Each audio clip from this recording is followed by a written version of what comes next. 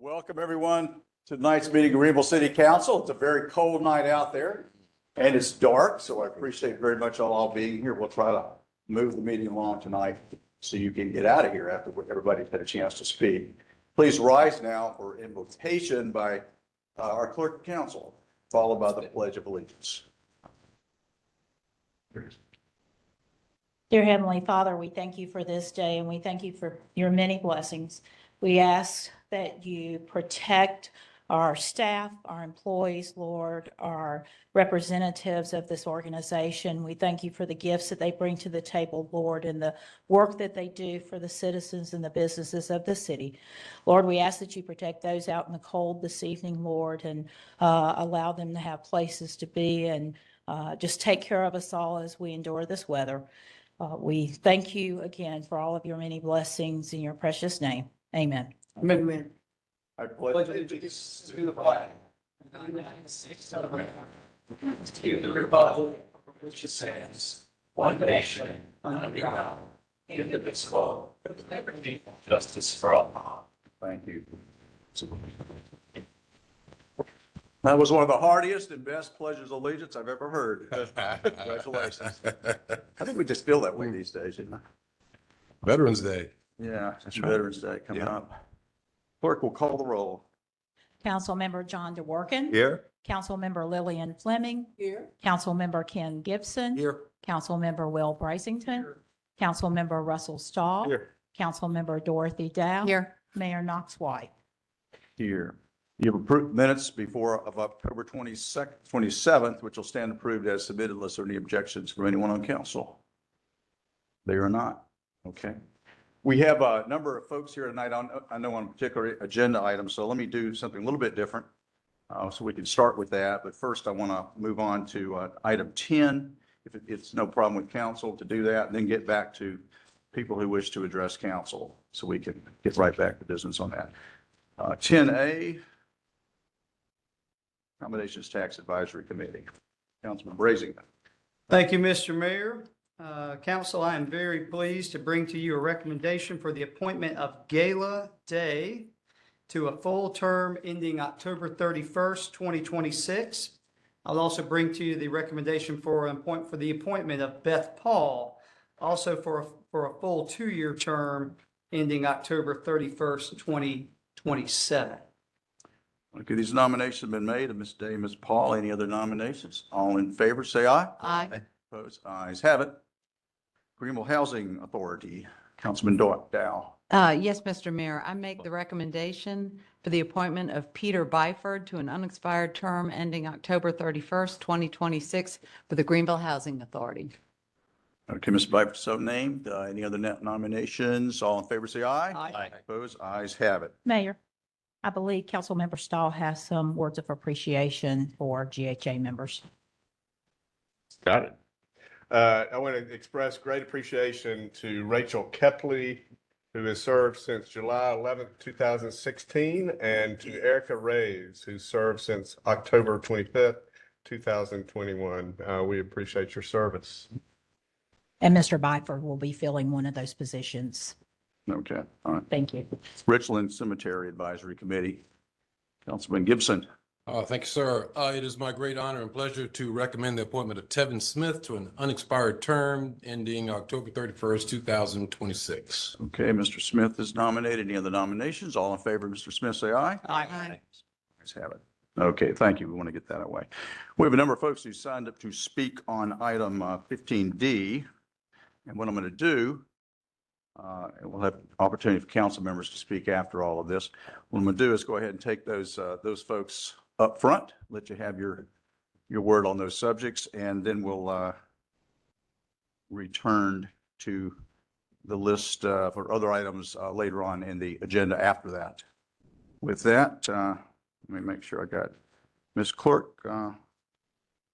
Let's see. I think the first up on that category would be Mr. Carver, Cody Carver. This is item 15D. Thank Good evening. Greenville Together is a community-driven effort to functionally end homelessness.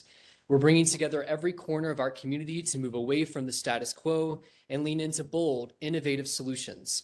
We're moving quickly, helping individuals and families move from homelessness to housing, often in 2 weeks or less. We are continuing to make real progress, housing 34 households representing 48 individuals who now have a roof over their head. One participant with a history of severe seizures, often resulting in multiple hospitalizations, has not experienced a single seizure since moving into stable housing. And another participant battling lung cancer can now undergo treatment while having a safe place to rest and recover. Additionally, in partnership with the Greenville Housing Authority and the Greenville Housing Fund, we've deployed 45 housing vouchers, paving the way for 97 more people to move from homelessness to permanent housing by year's end. Now to why we are here tonight. Over the last 5 months, Greenville Together, Miracle Hill, United Ministries, Triune Mercy Center, and United Way have worked side by side with the city to provide input and feedback on proposed ordinance 15D. Throughout that process, we've emphasized the importance of compassion and alignment with best practices. We shared recommendations such as prioritizing outreach-first engagement, creating safe options for storing personal belongings, and ensuring 24/7 access to restrooms, just to name a few. These recommendations are now reflected in the ordinance, and that matters. It shows a commitment from the city to lead with care and accountability, and we remain committed to working together to bring these and our other recommendations to life.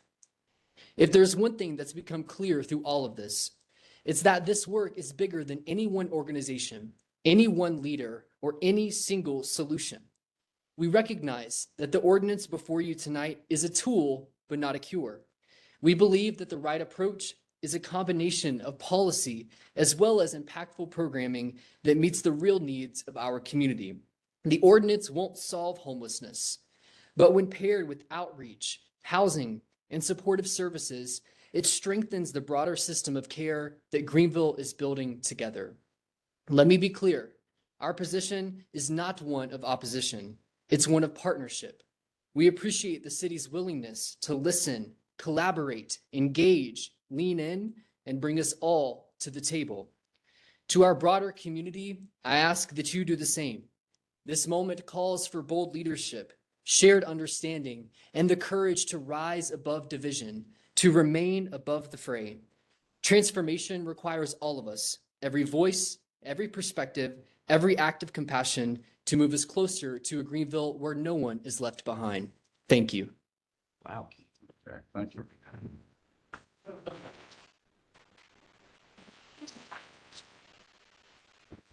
Megan Barp, United Way of Greenville.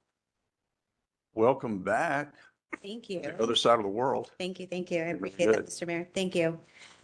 Over the past year and a half, United Way of Greenville County has partnered with the city, service providers, business leaders, and people with lived experience to better understand the various causes of homelessness, the challenges people experiencing homelessness face each day, and the practical solutions to address homelessness that make the most sense for our community. That collaboration led to the creation of Greenville Together, a collective community-wide effort to make homelessness rare, brief, and non-recurring. I want to thank the city for its partnership, not just for the $700,000 they've invested so far, but also for the time, effort, and sincere collaboration they have shown throughout this process. I also want to thank our service providers who bring expertise, compassion, and persistence to this work every single day. Together with our nonprofit partners and community leaders, we are working in new and better ways to align services, share information, and move people from homelessness to housing. The ordinance before you tonight reflects that progress. It incorporates many of the principles raised by our partners: outreach before enforcement, trauma-informed training, protection of personal property, due process, regular review, and accountability. It's worth noting that many cities across the country have enacted ordinances to address homelessness. Few, if any, include what Greenville proposes: requirements for outreach-first engagement, clear service investments like day services, 24/7 bathrooms, due process protections, transparency through public reporting, and a formalized partnership between the city, Greenville Together, and our providers. This isn't about self-congratulation. It's evidence of commitment. It shows that Greenville is willing to do this differently and with care. As Greenville continues to grow, we need more sophisticated solutions to address increasingly complex problems. Growth brings opportunity, but it also brings new challenges. And we need new tools, partnerships, and resources that reflect the size and scale of the community we're becoming. Doing nothing is not an option. We understand the city needs an ordinance to address homelessness in certain situations. We know an ordinance on its own, however, will not solve homelessness. The city knows this too, which is why they have been at the table with us as a partner and investor in both the crafting of the ordinance, the ongoing work of Greenville Together, and other initiatives addressing homelessness and affordable housing in our community. There is no shortage of passion surrounding this topic. People care deeply about this issue and want to be part of the solution. Our challenge and our opportunity is to direct that passion toward action, partnership, and results. We invite everyone to stay at the table to bring ideas and resources forward as we continue developing solutions. Greenville has a long history of doing hard things for the greater good. We can do that again here by pairing compassion with courage and action with accountability. Thank you. Thank you.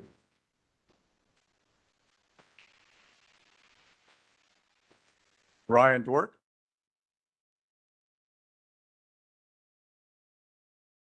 Sorry about that. Okay. Yeah. Beautiful car, beautiful. Good evening, Mayor White, Council, City Manager Lavrin, and our neighbors here tonight. I'm Ryan Dirk, CEO of Miracle Hill Ministries. And what I'm getting ready to share also represent the thoughts of Pastor Jennifer Falchiorn with Triune and Lizzie Beber with United Ministries. For grounding as we begin, let's remember that over 400 individuals are under our Miracle Hill roof tonight. Another 100 are coming into our cold weather shelters with nowhere else to go. As we discuss the no camping ordinance, we want to express cautious optimism that this initiative can be a meaningful step forward, one that honors the dignity of those experiencing homelessness while addressing the concerns of residents and businesses. When we began this conversation with Councilman DeWork months ago, I shared 3 truths. Number 1, Miracle Hill will never support the criminalization of homelessness. It's not illegal to have nowhere to sleep. Number 2, the city has the right and responsibility to ensure streets are safe for everyone, homeowners, renters, visitors, and those without homes. A no camping ordinance alone would harm our friends on the street, but with collaboration and best practices, it can potentially uplift the entire community. Over the following months, the service provider community presented council with 10 recommendations to make sure that if the city moves forward with the ordinance, it has provisions to ensure our homeless neighbors are safe and have options. Let's create a compassionate and practical approach to address homelessness while balancing accountability with dignity. First, we believe law enforcement and outreach workers should receive trauma-informed training so every interaction reflects understanding and respect. We recommend an outreach-first approach where trained teams are given time for engagement, assessment, and voluntary relocation before enforcement. Any enforcement should be paired with supportive services, including homelessness court, mental health and addiction treatment, case management, job training, and housing navigation. We further recommend a shelter focus, 24/7 bathroom options, while protecting personal property through secure storage. We recommend clear enforcement zones and objectives, a right to appeal for those affected, and strong transparency and oversight through public reporting, with a regular review guided by data and community feedback so that we can ensure our policies remain humane, effective, and rooted in shared responsibility. Finally, enforcement must now outpace the implementation of the requests. My colleagues and I are encouraged by the city's commitment to hearing and integrating these recommendations. The openness of council, the chief of police, the city manager's team has been deeply appreciated. In conclusion, if the city chooses to move forward, we remain hopeful this ordinance can become a model for humane, effective policy implemented with empathy, transparency, and collaboration. We stand ready to continue partnering to ensure success is measured not only by cleaner streets, but by healthier lives and stronger community for everybody. Thank you.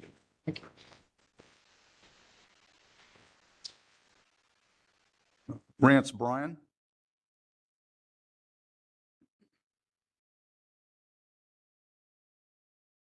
Good evening. My name is Rance Bryan, and I work and live in the city of Greenville. My office is located on East Washington Street, and I've worked down there for over a decade. I also serve as the president of the Downtown Merchants Association. I've held this role since August of 2017. The Downtown Merchants Association is a group of over 300 merchants and business owners in the Central Business District of Greenville. We meet monthly, and the goal of this group is to inform and share ideas that will help our business owners grow and prosper. We've discussed numerous topics over the years, but most recently, the one topic that's been discussed the most is homelessness. Individuals experiencing homelessness is a difficult and complex issue to tackle. Consideration and understanding are paramount when possible solutions are being discussed, but the sentiments of residents and business owners should also be heard. I'm very excited to see the collaboration that went into this updated ordinance. Numerous voices and perspectives have been included in these discussions, and it's great to see a compassionate approach that is directing individuals to the multitude of services that are available in our area. Most importantly, the cooperation and engagement from the city, private sector, and nonprofit organizations is commendable. Myself and the Merchants Association appreciate the hard work of everyone involved in these policy decisions. Greenville has made numerous top 10 lists over the years, and public-private partnerships play a large role in this success. This is yet another example of all sides working together to find solutions that will continue to make Greenville a great place to work, live, and play. Thank you for your time, and thank you for what you do for Greenville every day.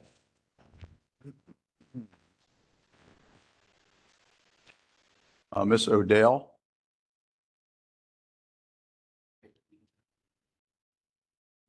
Hi. Good evening. My name's Lily, and I've been a resident of this beautiful and lively city for about 4 months now. I live in the Trailside Apartments right downtown with great access to the Swamp Rabbit Trail and many of Greenville's parks. I'm speaking to you not as an expert, but as someone with a heart for honoring the dignity of all individuals that live in this city. Some of my favorite experiences so far have been running along the Swamp Rabbit Trail. And while I have certainly noticed our homeless population, I've never felt threatened by, bothered, or have even been approached by these individuals seeking asylum in public spaces. When I pass them by, I often consider how I, as a member of this community, can better meet the needs of these individuals with empathy and compassion. I wonder if I feel this way, then other young adults and people in my demographic group must be invested in creating spaces and resources for homeless to turn to. I'm also a new nurse. I've already encountered numerous patients who have no home to return to. When we send them away from the hospital, my heart aches to think that they would also be turned away from public parks and spaces meant to offer comfort and a place of rest for Greenville citizens. Growing up in a church community, I've seen the ability of a group to address the needs of God's children. I don't believe that this ordinance would serve anyone's needs but those who view homelessness as unsightly. I've been encouraged hearing all the many ways and resources that Greenville's community is putting together to address these things. But I would encourage you all to consider this quickly growing young population in Greenville and the way that we are so eager to step forward and create places for those who want homes and want spaces to go to before criminalizing them for situations so beyond our understanding. Thank you so much for your time and consideration.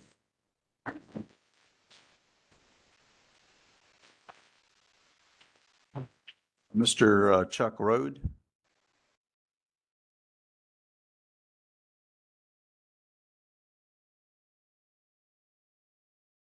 Randolph Chuck Road, City of Greenville resident, founder of Make America Buff Again Personal Training. First off, I want to thank Chief that? Howie for keeping Greenville safe. I can personally attest, since the increased police patrols downtown and in my neighborhood, I personally feel safer. Thank you for the City Council also for allowing myself, a City of Greenville resident, time to express my opinions. I am in total support of the homelessness sleeping encampment ban that you do have on your agenda. Small businesses rely on tourism to stay afloat. This support may come from other local Greenvillians, state, national, and international tourism. We want to ensure that our streets are safe and secure. Anything we can do to prevent crime from happening is in the city's best interests. I did notice there are at least 5 homeless shelters and considerable number of churches and nonprofits in the local area where individuals that are experiencing homelessness can seek support. There's absolutely no reason why the homeless should be roaming through residential neighborhoods, loitering in front of local businesses, and absolutely no reason why they should be roaming on our downtown area where much of our tourism does take place. Our city is doing a great job at preventing crime. But cities in close proximity with catch and release programs and criminals being bused into our city should act now to prevent the potential rise in crime. Overall, I just really just kind of like say that this is a good bill. I just hope that you do consider it and pass it. Thank you so very much. Greatly appreciate it. Mr. Rode, would you please provide us with your address, please? Oh, yes. For the I record. I did give it to you before, correct? I can give you. Yes, sir. For the record, if you would give us your address, please, sir. Yeah, I live in Greenville, South Carolina. I do live here. I mean, I just don't want to give it in front of everybody in the room. Okay. I can hand it to you. I have no Okay, problem. you can talk to the clerk. Ms. Stahl? Yeah. Is next. Yep, Susan.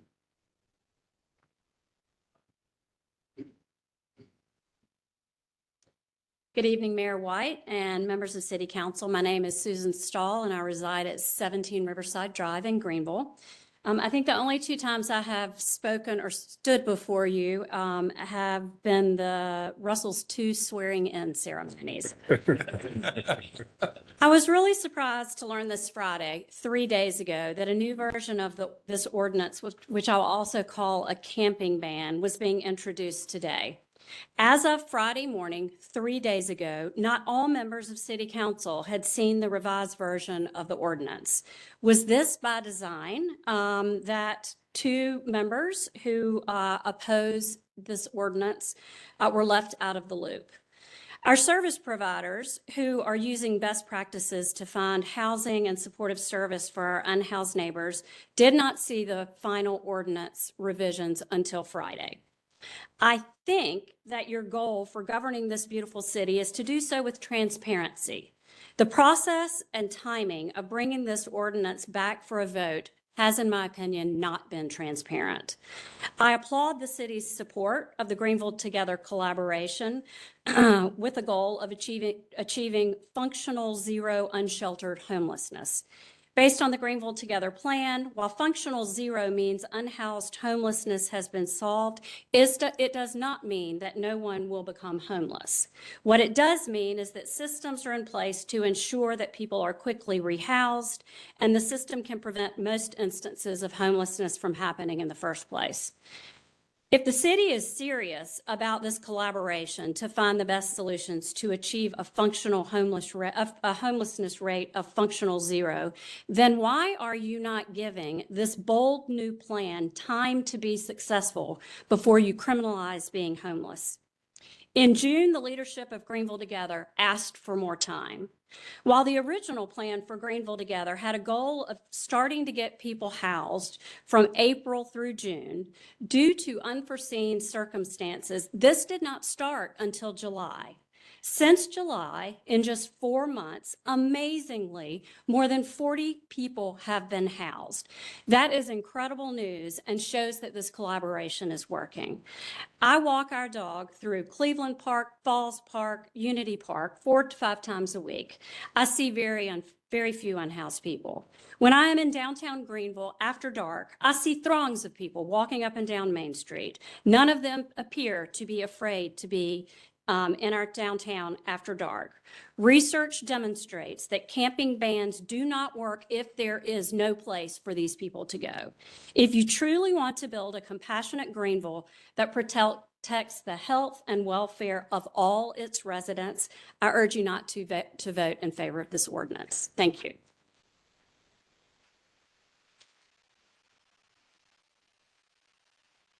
Ms. Neil Inman?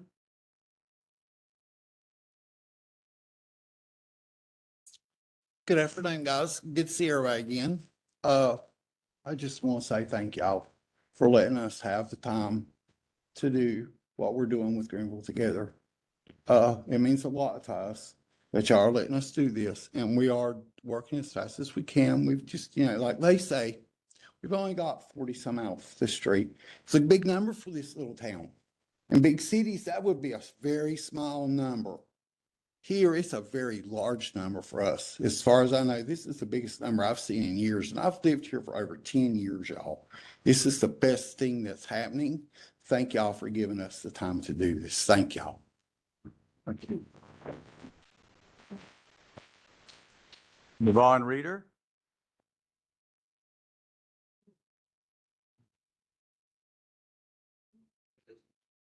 Yvonne Reeder, 10 Street, Greenville, South Carolina.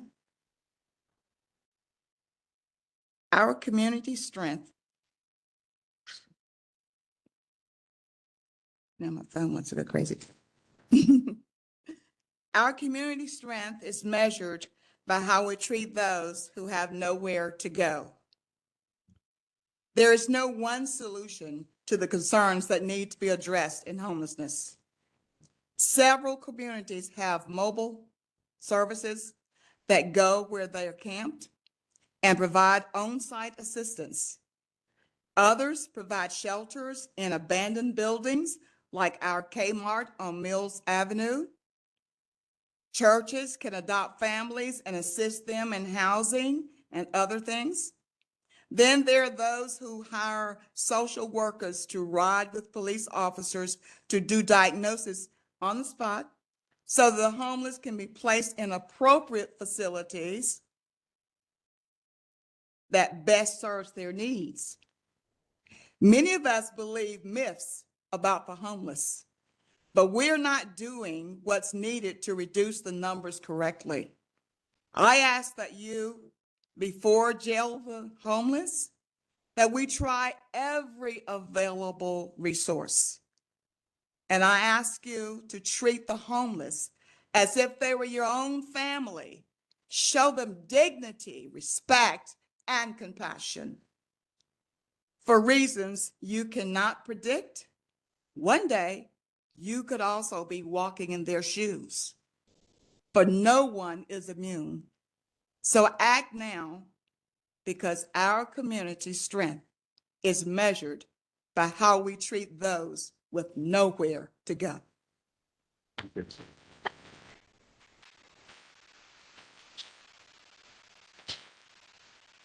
Calvin Hellstock.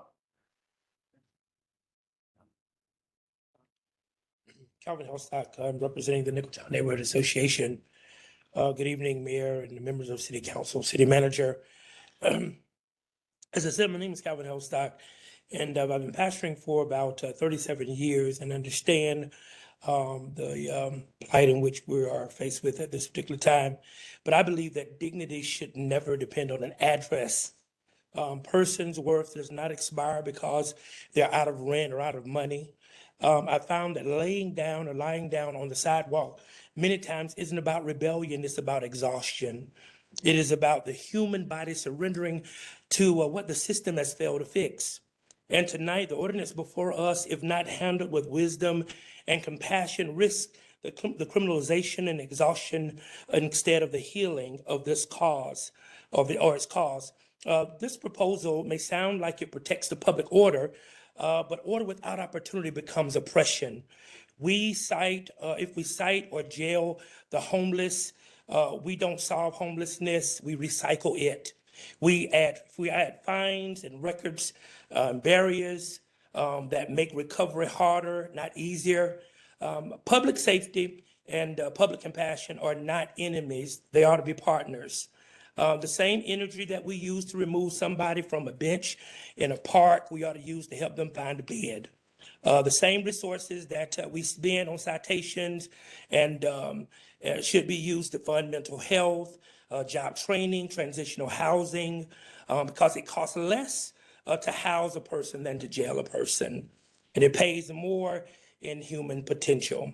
So I ask the City Council tonight to measure Greenville's success not by how many people are moved off our streets, but how many people are moved into stability in our community. Our city cannot shine if we dim the light on those who are struggling. We can do better than the policies that promote poverty. We can build pathways, not prison beds. We can choose policies that protect both our property and our people. Greenville can lead the South in showing justice and mercy, and not opposition. They are allies if we look at it properly. So let's write a new chapter, one that where compassion drives policy and opportunity outshines the ordinance. Because at the end of the day, our greatest is measured not by a skyline, but how we treat the people who are sleeping beneath the skyline. Humanity has no zip code, and every life in this city deserves to be seen, sheltered, and supported. So I do not support this bill.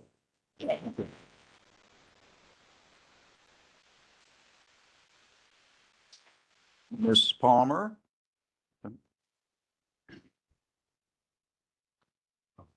Oh, Ms. Palmer, not Palmer. All right. Good evening, everyone. Good evening. Sylvia Palmer, 5 Roosevelt Avenue, Greenville. First of all, I want to thank the council for putting together this ordinance in a rather short period of time. And to include as the front part of it, the brief history of how many times this topic has come up since what, 2016? All right. We are now experiencing a lot of people moving to Greenville, and the population of homeless people probably is increasing as a result of that. So I want to commend Greenville Together for their success in such a short period of time. That proves that this can be done. Okay? And for those of you who are aware of what's happening in the world, we all are being governed by some weird procedures, and we could be homeless at any time, especially the government workers who are working without a salary. Okay? So, I am in favor of the ordinance, but I do have one and possibly two concerns. The ripple effects of arresting people who can't help the situation that they are in, and especially in the ordinance where it says that you will only do this after various attempts to get them to, a better situation. My question is, will there be adequate space to house these people in the jail system that we have, and especially if the facilities are full? Also, will they be able to make bail if they're homeless? So what then is the question. Also, the number of city people or people who are living in cars in parking lots. We need to address that situation, especially women with children.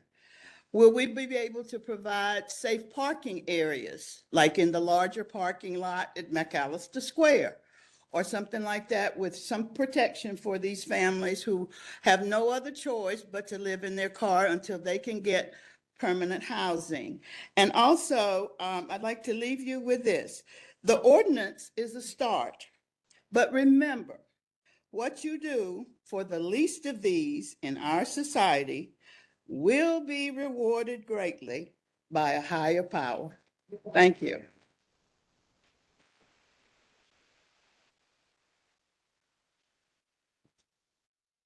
Mr. Tom Gorman?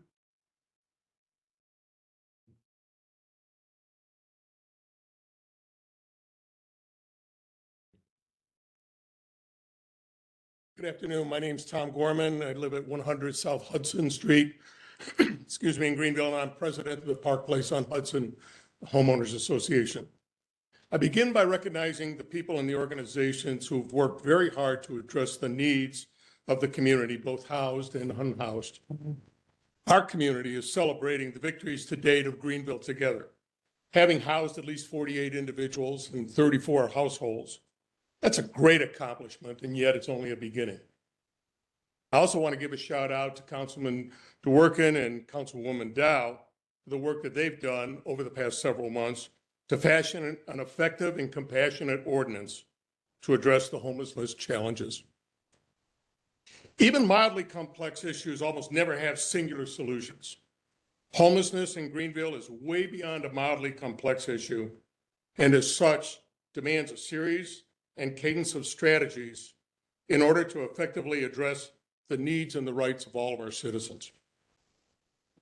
Such complex problems cannot be expected to have perfect solutions. The best solutions require balancing the impact for all the stakeholders. This proposed ordinance presents a necessary part of that strategy to address homelessness here in Greenville. The dual purpose of encouraging and motivating those experiencing homelessness to accept supportive services in conjunction with protecting the public health, the safety, and public property access, we believe is fulfilled in this well-written ordinance. All people have a right to be treated fairly and with dignity. There's no question of that. As such, my neighbors and I support the ordinance and encourage its enactment. Thank you.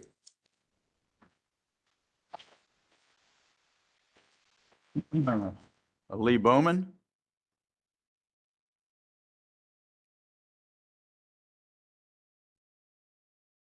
My name is Lee Bowman, and I live at 1 Lansdowne Avenue. I'm a relative newcomer to Greenville. I moved here 10 years ago upon retiring after more than 30 years in ordained ministry in the Presbyterian Church.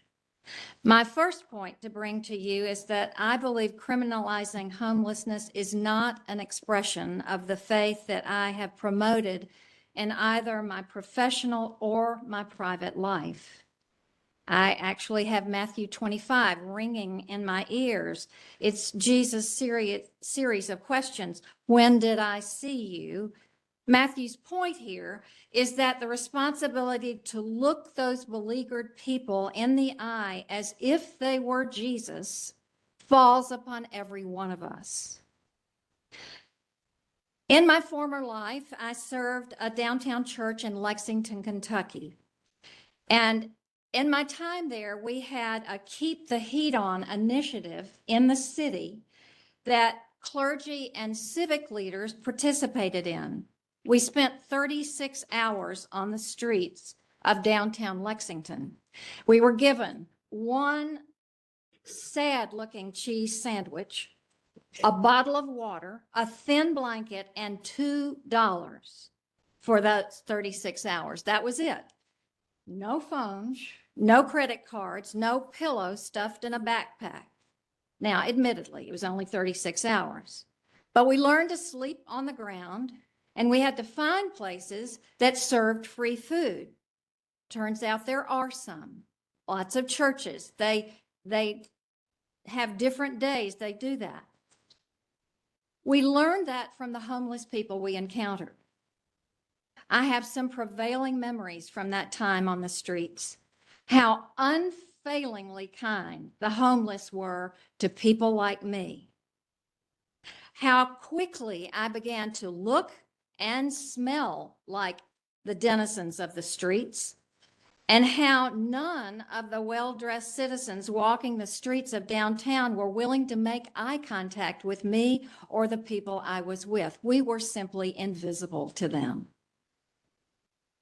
Now, I'm an early morning walker, going from my home to the downtown area on the Swamp Rabbit Trail. Most mornings, I'm by myself.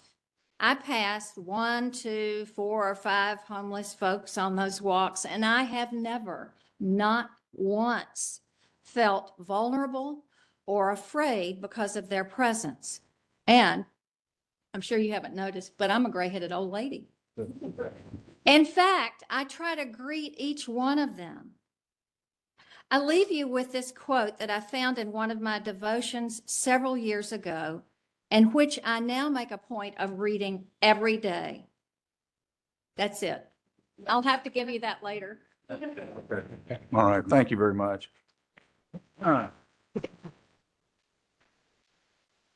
Ms. Jameson, Elizabeth Jameson.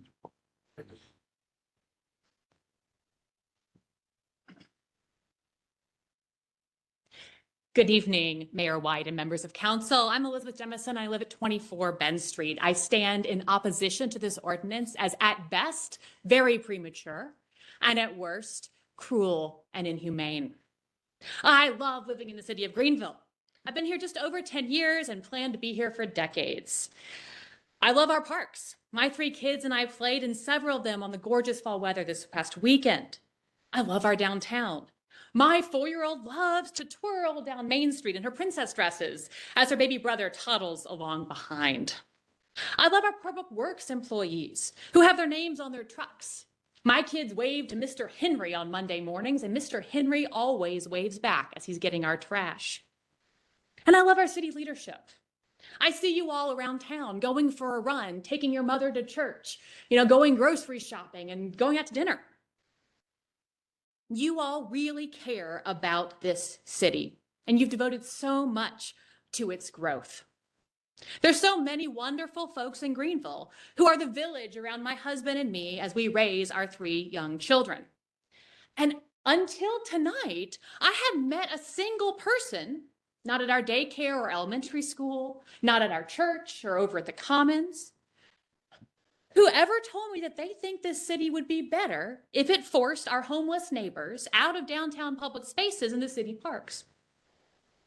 I don't understand what the problem is that this ordinance seeks to remedy. Not only do I feel safe, but so do my little kids downtown. I applaud the major changes that have been made since the June version of the ordinance. Thank you for those many hours spent in conversation. But I'm still confused. What's the challenge that can't be solved by our municipal code, which already prevents things like blocking sidewalks or disorderly conduct? Is tourism revenue down? Are our newly Michelin recognized restaurants struggling? I wonder if those maybe advocating for this ordinance are trying to solve the problem of the mild discomfort that affluent folks feel upon seeing homeless folks, even when they look straight through them. Let's not get distracted from the real problem. Our city has growing inequality and too few paths for those born into poverty to escape it.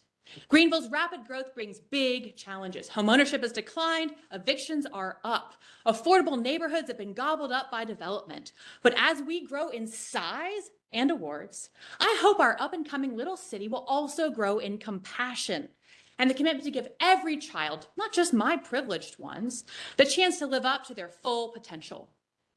In Greenville, we have a chance to make homelessness rare, brief, and non-recurring. Please don't undermine that with vague statements of intent. Greenville deserves better. Thank you very much.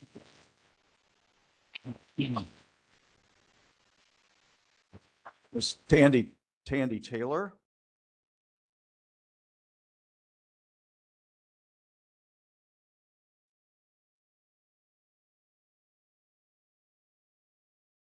Good evening. My name is Tandy Taylor. I live at 5 Arden Street in Nicholtown, and I stand before you this evening to speak against this ordinance. 4 years ago, I retired from my position as associate pastor at Triune Mercy Center. In that role, every day, I worked with people experiencing homelessness. Over time, I came to know their names, their stories, and their struggles. I came to understand the many complex factors contributing to their circumstances. I came to feel great compassion for the daily hardship of life on the streets. I also came to know leaders of other nonprofits who work with this population, including United Ministries, United Housing Connections, Miracle Hill, and others.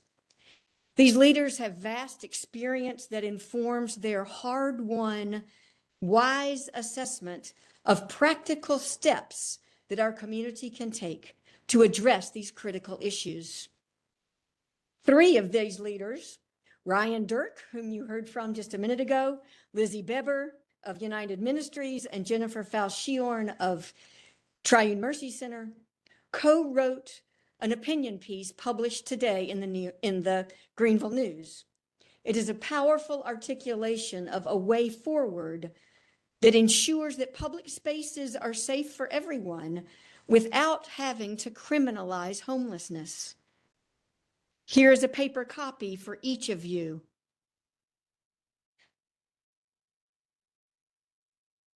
At least 2 specific concerns of theirs have not yet been addressed: the need for 24-hour public restrooms and the need for safe storage of belongings.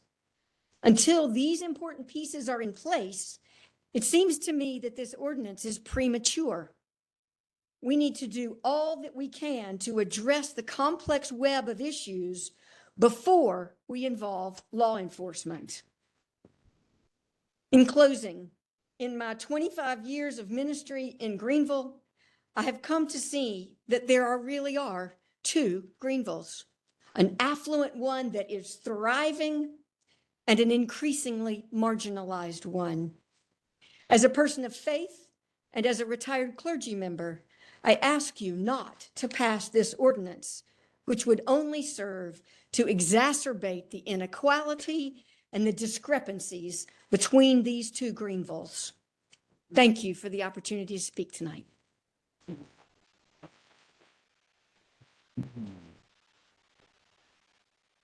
Miss Kelly, Kelly? Is that right? That is.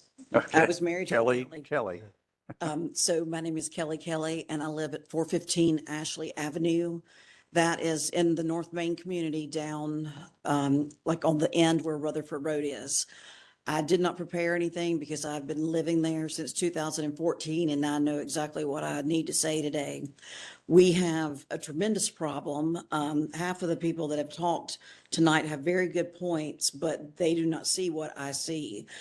For 9 years, I was the house on the very end of Ashley Avenue, and now there's another big house that's beside me, so he gets to see everything that goes on. But over the 11 years that I have lived there, when I've moved in as a single mom, my children were, in kindergarten, first grade, and they were zoned to go to Stone Academy. I mean, great school. I moved into that neighborhood for all of these great things that I heard about North Main, but the homeless population over there and some of the things that have happened are just like over the top.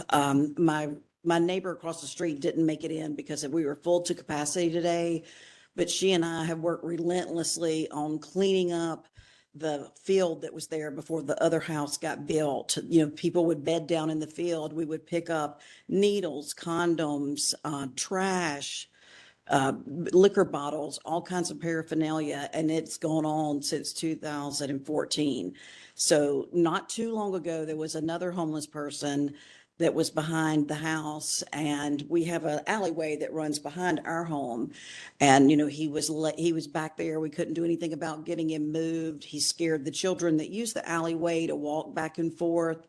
He stayed there long enough to make enough of a mess that when he left, our neighbor, Josh, that built the big black house on the end, had to rent a dumpster because his grocery cart and all of his belongings were just abandoned there. So then Josh had to pick up the needles, the condoms, the liquor bottles, the disposed food. I walk on the Swamp Rabbit Trail too. It's beautiful. I don't ever see much of a problem there, but like what I see is just straight out my back door. I pay just as much per square foot as somebody that lives on Earl Street for my neighborhood. And I've had to deal with this for 11 years. And this is the closest thing that I've heard of like trying to do something about it, because you can't really move them, when they're laying in an alleyway and it's on, we have so much jurisdiction and so little jurisdiction, to do something with it. So I am for the ordinance. I hate that y'all had to hear the dirty of what happens on that end of the road, but it's the truth. And I wish that I had all these beautiful stories here, but I do not. So thank you for your time, and thank you for working on this ordinance together.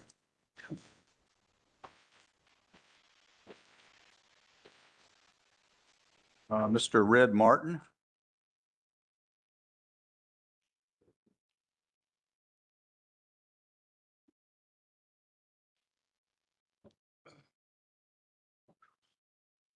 Hello, everybody. Thank you for allowing me to come to speak with you this evening. I'm Red Martin. I have an organization called Sunday Dinner with a Twist, and we're out there every day. I get up at 6 o'clock every morning, and I leave my wife and I leave my son there, who is a product of his mother being homeless. And I can't imagine where he would be today if y'all would have locked her up and put her in jail. We're so fortunate to have him. But I will tell everybody here, I've been home. I spent 18 years of my life on these streets between Sumter, Columbia, Charlotte, Atlanta. And this ordinance right now is more being done than I've ever seen in those 18 years to help the homeless. I applaud Ryan, the Greater Greenville, and Triune Mercy Center.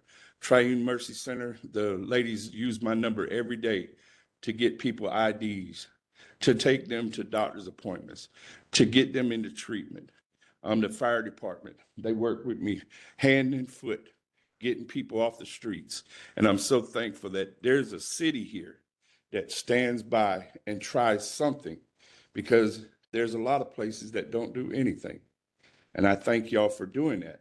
But I will say this, the arresting part has me a little bothered, because if you arrest them, I was arrested 6 times, 5 times in Greenville.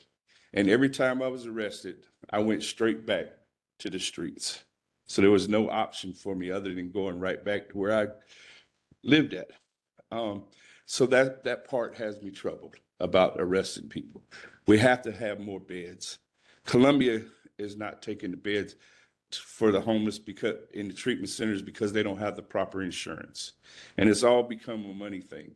So if we can kind of find a way to take that stuff away to get men and women off the street, I guarantee you right now, being that I'm out there every day in the streets, every day, we can have at least 100 people in treatment by tomorrow because they call me every day saying, I'm tired, I want to go get help. But if we don't have a bed for them to go, they resort back to doing what they're doing now. So I ask if we can find more beds, find more options. This past weekend, we went out and fed. We had at least 12 people that were from different states, Delaware, Arkansas, one from California, trying to get back home. I don't have the resources to get them back home, but they want to go back home. They were promised things here in Greenville and that were not given to them. So I ask y'all to please consider not putting them in jail. Try to find another way for them to go, another bed. Thank you.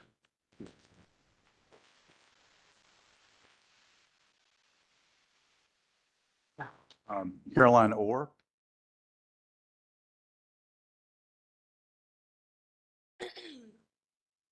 Good evening. I'm here tonight speaking in opposition of 15D.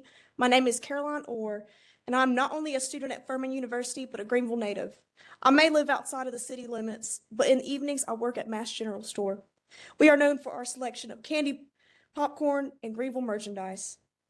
Some of our clientele include the unhoused folks that this bill will directly and explicitly target. Working at this store, I have gotten to know some of these folks well.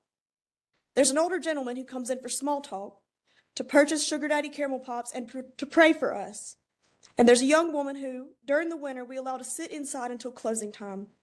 These folks are kind and do not cause any disturbance. If anything, these people provide a respite from the tourists. I want to remind you all here tonight and on City Council that the folks whom this bill will harm were once children. They sleep on benches because of a system that has failed them, but they still have a favorite candy. Do you think that their mothers wanted this for them? It is egregious to consider such a bill when SNAP benefits are being lost, the cost of living is ever increasing, and no matter your income, we can all feel the weather grow colder.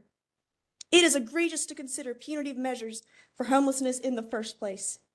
I implore you to exercise caution and precise consideration when addressing these folks' dignity, to place people's lives over financial gain. Thank you.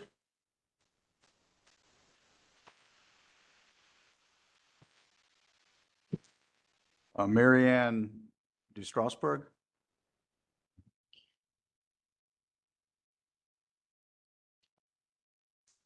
Hi, good evening, members of the council, neighbors, community partners. My name is Marianne Sacasa de Strasburg.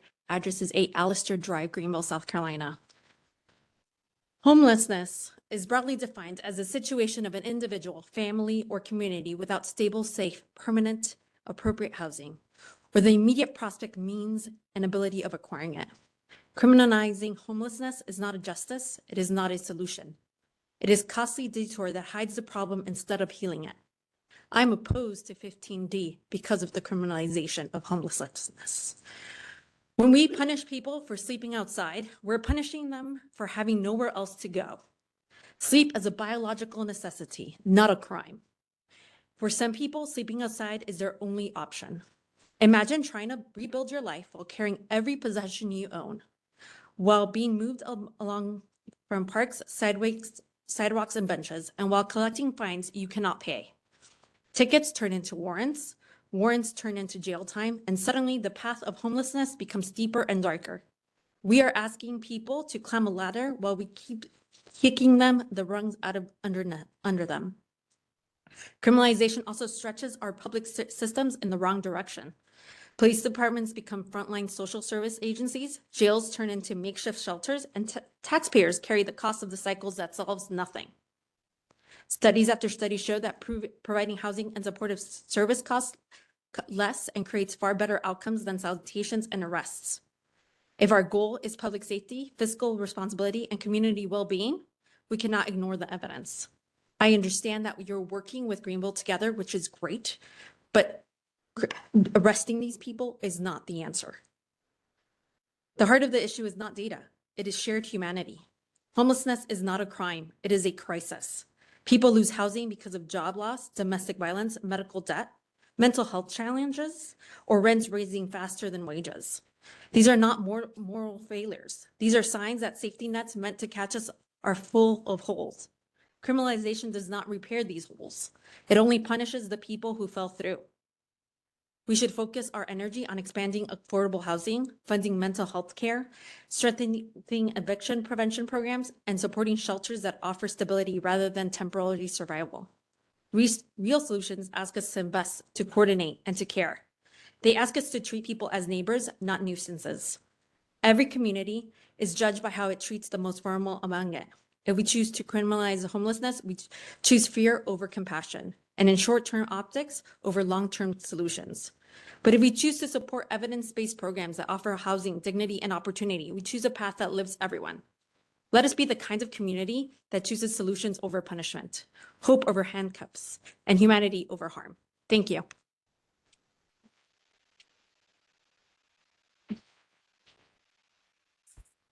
Angela Aiken.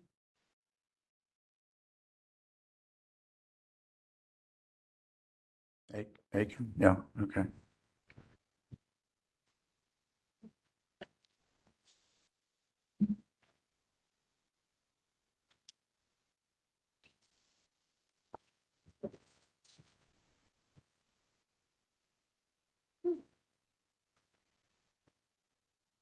Good evening. My name is Angela Aiken. I live at 306 Loop Street in Greenville, South Carolina. Tonight I oppose the ordinance 15D. And I oppose it because homelessness shouldn't be a crime. It displays a part of discrimination. If we deal with the root of the problem, which is discrimination, and I know that a lot of people do get discrimination and racism mixed up. But tonight I tell you that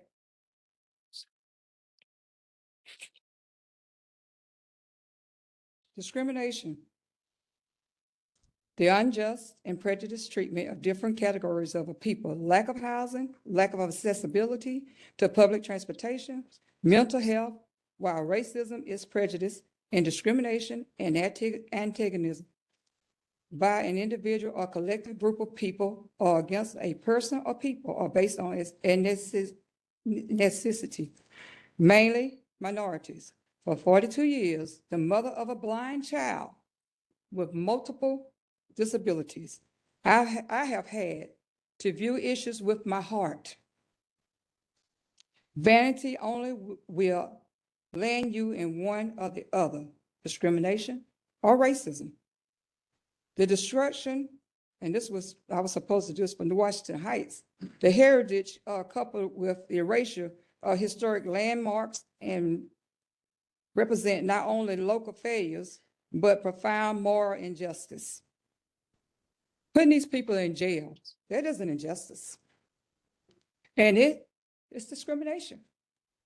If we're not gonna be people that's gonna help solve these problems by pulling up the root, which is discrimination, we can't get past this or make any viable solution unless we first acknowledge what the root of the problem is. These are people. We all get to go home and get into a warm bed, sit down at a table, eat food. These people are wondering where the next meal is going to come from. I urge each one of you to just take a minute and close your eyes and be like my son. Don't have any vision to see these people as the color of their skin, what they're wearing, what they have and what they have not, but to view them with your heart and make the righteous decision. What profits a man to gain the world and lose his soul? I thank each one of you, and I thank God for opening up this door for me to be able to say what I had to say.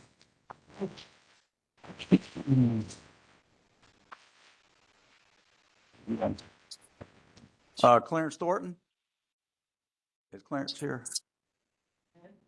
All right, now Clarence, you signed up to speak on two different items. So this is your 15D item, right? Okay. This is both of I can't hear you. Yeah, you get 3 minutes total. Yeah. Yeah, Clarence, just know the rules. You have 3 minutes. So if you want to spend half of it on this topic and the other half later, you can do that. I'm just gonna spend my time talking about the homeless. Or if you can just bring them, you can talk, go ahead and talk about both of them if you want to. I don't want to break it back. I'll spend my time talking about the homeless. Just take your 3 minutes. Clarence Minister, Reverend Clarence Thornton, reside at 114 Dorset Street, Greenville, South Carolina. First thing I would say was, regardless of how they vote, I want us to forgive them.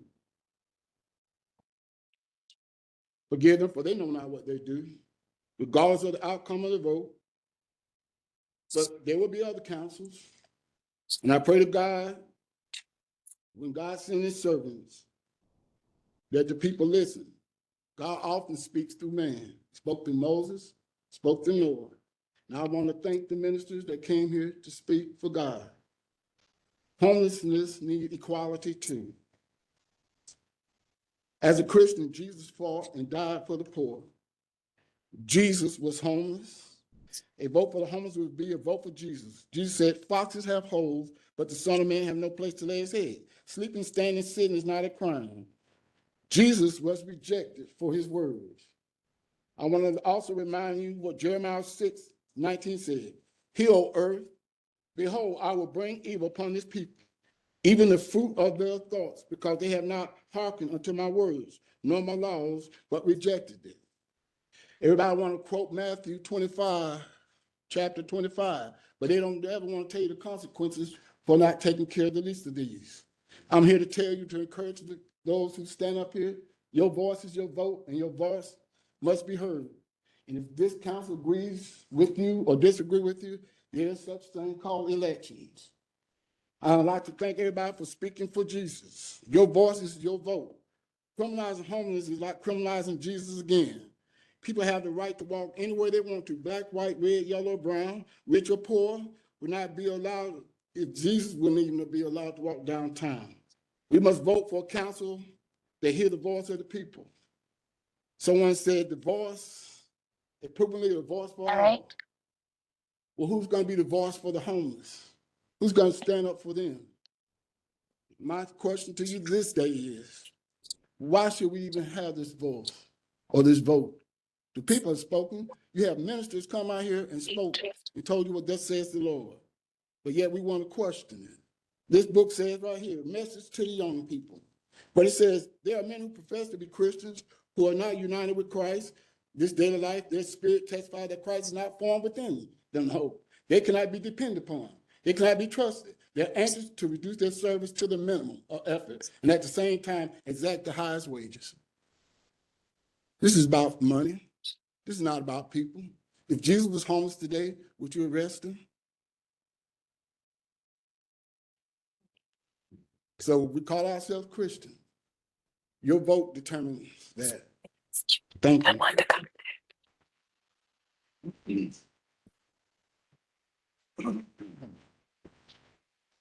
Yeah, we appreciate all the comments tonight. And if it's okay with council, can we move this item up to the consideration now? We'll do that and return to the rest of the agenda. So with that, Do we have to hear the other, there are other speakers? we can do the consent agenda. So they're, when are they going to speak? After?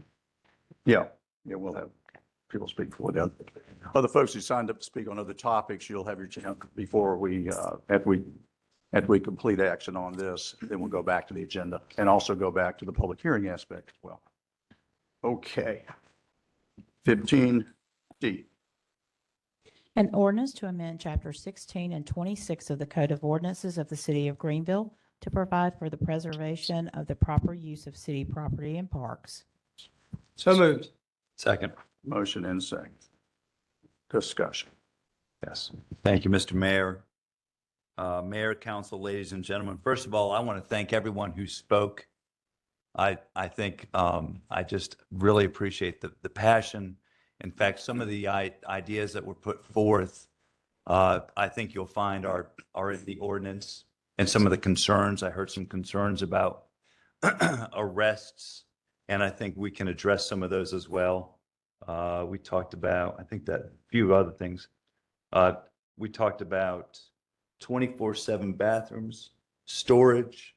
We'll talk about those as well. So thank you, Mayor and Council, for giving me this opportunity.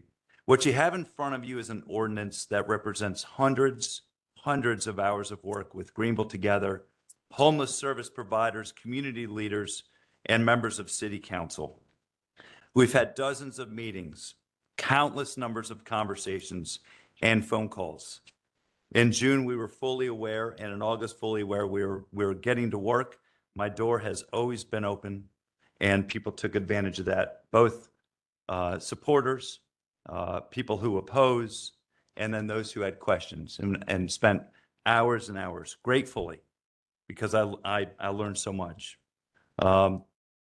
Every time I talked to someone, I did learn something. It's an attribute to our citizens who are so passionately care about this issue. And Sunny, my wife, and my 3 children would tell you that I've had my nose buried in books and research since May, and I've lived and breathed this issue. Not because I so passionately want it passed, but because I know I've spent so much time on this, because I know it affects real people. And I take that very seriously. I want to especially thank Miracle Hill, Train Mercy, United Ministries, and Greenville Together for your guidance and counsel on homelessness. I will forever be grateful and forever be changed for a better person. Back in June, the homeless service providers indicated, and many of you referenced that today, back in June, the homeless service providers indicated that any ordinance that addresses individuals making their beds in public land should also include provisions that would strengthen our efforts to address homelessness. I couldn't agree more. Those recommendations were presented to council at that time, and I believe can be found in this ordinance. So let's talk about the ordinance. Let's go through that. But I want to underscore that this ordinance represents a continued and even strengthened partnership between Greenville Together, our homeless service providers, and the city of Greenville. We are all committed to address homelessness in Greenville. So what's in the ordinance? The ordinance expands what public can and cannot do on public land. Few examples of current law already on the books. Many parks and plazas are closed at night and people are prohibited from being there at that time. There's no living or sleeping allowed in parking garages. It's only for parking activities only. And people are not allowed to erect tents on public land. That is current law. This ordinance in front of you would expand those rules to include a prohibition of laying down or residing on sidewalk, plaza, right-of-way, or park. Let me make something clear here, that we're not talking about people hanging out. We're not talking about, that's what our downtown is for, right? It's for people to be there. Everyone. That downtown is designed for every single human being, homeless or not, and they're very welcome. What this ordinance also does is what so many other cities have enacted. And just quickly, I just want to point to San Diego, Portland, Seattle, Houston, and Jacksonville, cities that have enacted similar ordinances. Why? Well, first of all, many of them have found themselves in a crisis situation. But mostly, it's another tool to better engage. This is their words, a better tool another tool to better engage with homeless individuals and direct those people to resources and help. And those cities have said as much. Based on the Homeless Service recommendations, here's what the ordinance includes. If enacted, these recommendations will be put into action. So these are the recommendations from service providers. I want to note this is a binding document adopted by council that directs staff and council to get to work and get them done. So here we go.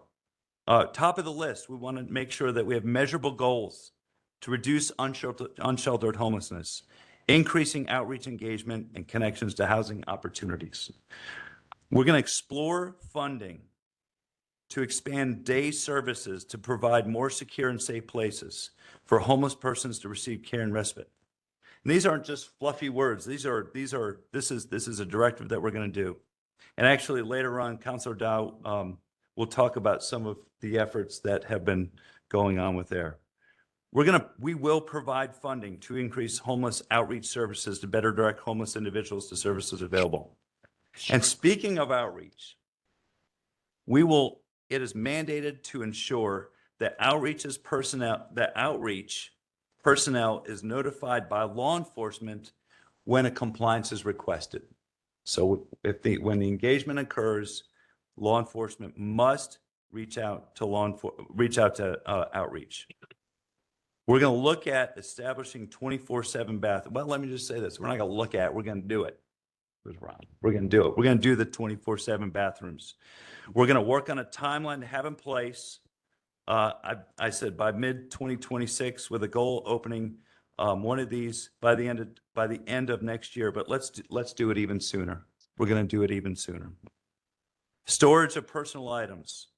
Now, we talked about having things in place by March 1st. And I've committed in the ordinance, it says we're going to work together to implement policy based on best practices that will protect personal items such as medications, identification, clothes. And I'm committed to having a plan and procedure in place by March 1 when this ordinance goes into effect. By the way, if we give it second reading in 2 weeks, if we give first today and second reading in 2 weeks, this ordinance doesn't go into effect until March 1st to give everyone the opportunity to look at it and have these recommendations. We're going to make sure that law enforcement and outreach personnel achieve and obtain a high level of crisis intervention training, including de-escalation training and trauma-informed care. We're going to make sure transparency and review is included, and it is. Establish regular meetings with our homeless service providers in Greenville Together. Ensure arrest records are available to the public providers on a regular basis without having to go through red tape to find anyone who may find themselves arrested, and ensure any ordinance related to homelessness can be reviewed by stakeholders on a regular basis. And in fact, we put in the ordinance that every 6, 12, and 18 months it would be reviewed. We also have in there, Mr. Mayor, to make sure due process rights are protected. Of course they are. The U.S. Constitution, South Carolina Constitution, Ken, you'll tell me if it's in South Carolina Constitution, but U.S. Constitution, but we put it in the ordinance to make sure that everyone is fully aware that due process rights are protected for everyone. Homeless court is emphasized, and we'll have hopefully have the city attorney who can walk us through that process of when someone finds themselves arrested or fined, the process by which we get them to homeless court. So if the person qualifies for the program, those persons could choose, volunteer, to participate in homeless court, and the ordinance explores a way to improve the effectiveness of these homeless court to provide more and better pathways to help for our homeless individuals. You've heard from Greenville Together and the service providers today. I too believe that this is a step in the right direction, and I am most optimistic that this package that you have in front of you today will advance our efforts. Let me say a profound thank you to Greenville Together, Triune Mercy, United Ministries, and Miracle Hill, and so many others for your time and resources. I believe that this collaboration is Greenville at its best.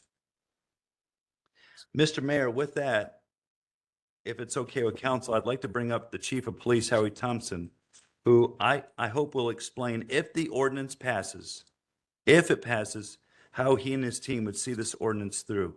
Chief, if you mind, making a few comments if the ordinance would pass. Yes, sir. Councilman DeWorke, Mayor and Council, good to be with you tonight. I've been in many meetings about this and with several of y'all, with all our providers that spoke tonight, because the Greenville Police Department works with them all the time on a basically a daily basis anyway. This is truly a last resort for us. This is a tool of last resort. Our goal is always intervention and prevention. And when I say that in this case, we want to intervene and prevent them from being homeless. We want to help them connect with providers and get them the services they need. We certainly, as you've heard tonight, have a lot of great service providers. I'd like to also give you an example. We have a great partner in our Greenville mission, Ryan Dirk and his awesome team. They partner with us and provide us emergency beds. And each night we can basically house 10 people there at those emergency beds. But we usually only have at the most 2 or 3. And that's not from lack of trying to get people there, but it's that they just don't want to go. And so this would be a tool of last resort to help us connect them with our service providers and get them somewhere safe, secure, clean, a proper environment for somebody to be able to stay. Thank you, Chief. Mr. Mayor, I'll open it up to, Okay. I don't know if we want comments or. But Ms. Dow speak. I mean, I think. Oh, I'll it's a speak after you. Pretty coordinated effort. So I had I a can- quick I can question speak for the chief. Yeah, go ahead. Council Yeah, and go Judge. ahead. Councilman Brazington, yeah. Just a question for the chief, since we have the opportunity to hear from you on this topic. Over the course of the past couple of days, and I think even one of our speakers tonight suggested that our current municipal code, the collection of laws that governs the do's and don'ts in the city of Greenville, is presently sufficient to address any and all the needs or the behavioral observances, the likes of which we're talking about today. Can you comment on that from your vantage point as the head of our law enforcement department division? Is our current code sufficient? And if not, where are we lacking? No, it is not sufficient for what we're talking about happening and this specific ordinance. The ordinances we have that we enforce, they do not cover these issues that we're discussing. And can you comment on how they, just briefly in the interest of time, but where are the gaps? Well, many times, people will refer to blocking a sidewalk. I heard that mentioned earlier today, blocking a sidewalk. If they're blocking a sidewalk, that is against an ordinance, but that's not where a lot of the people we're seeing the issues. Many people will say, well, it's disorderly conduct. Well, it's not disorderly conduct if someone is just lying there. That's not, I've had people tell me, well, if they're not orderly, they're disorderly. So therefore you should charge them disorderly conduct. We would never do that because it doesn't fit our criteria in the ordinance for disorderly conduct. So the ordinances that we have that we enforce today are not sufficient for what we're discussing tonight. Yeah, thank you, Chief. I have questions for the chief. Mhm.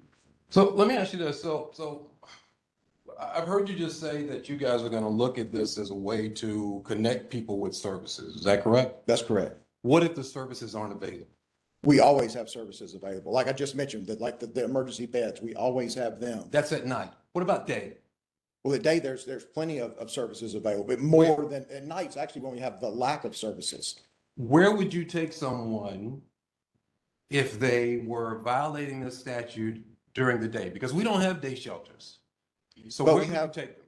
But we do have partners like Triune, Mercy Center. We do have partners like them that have services that they connect people with. And we have the Travelers Aid Center up on Pendleton Street. We have different places we can help them. And so I'm being told, I think you're not real clear on what actual services are available.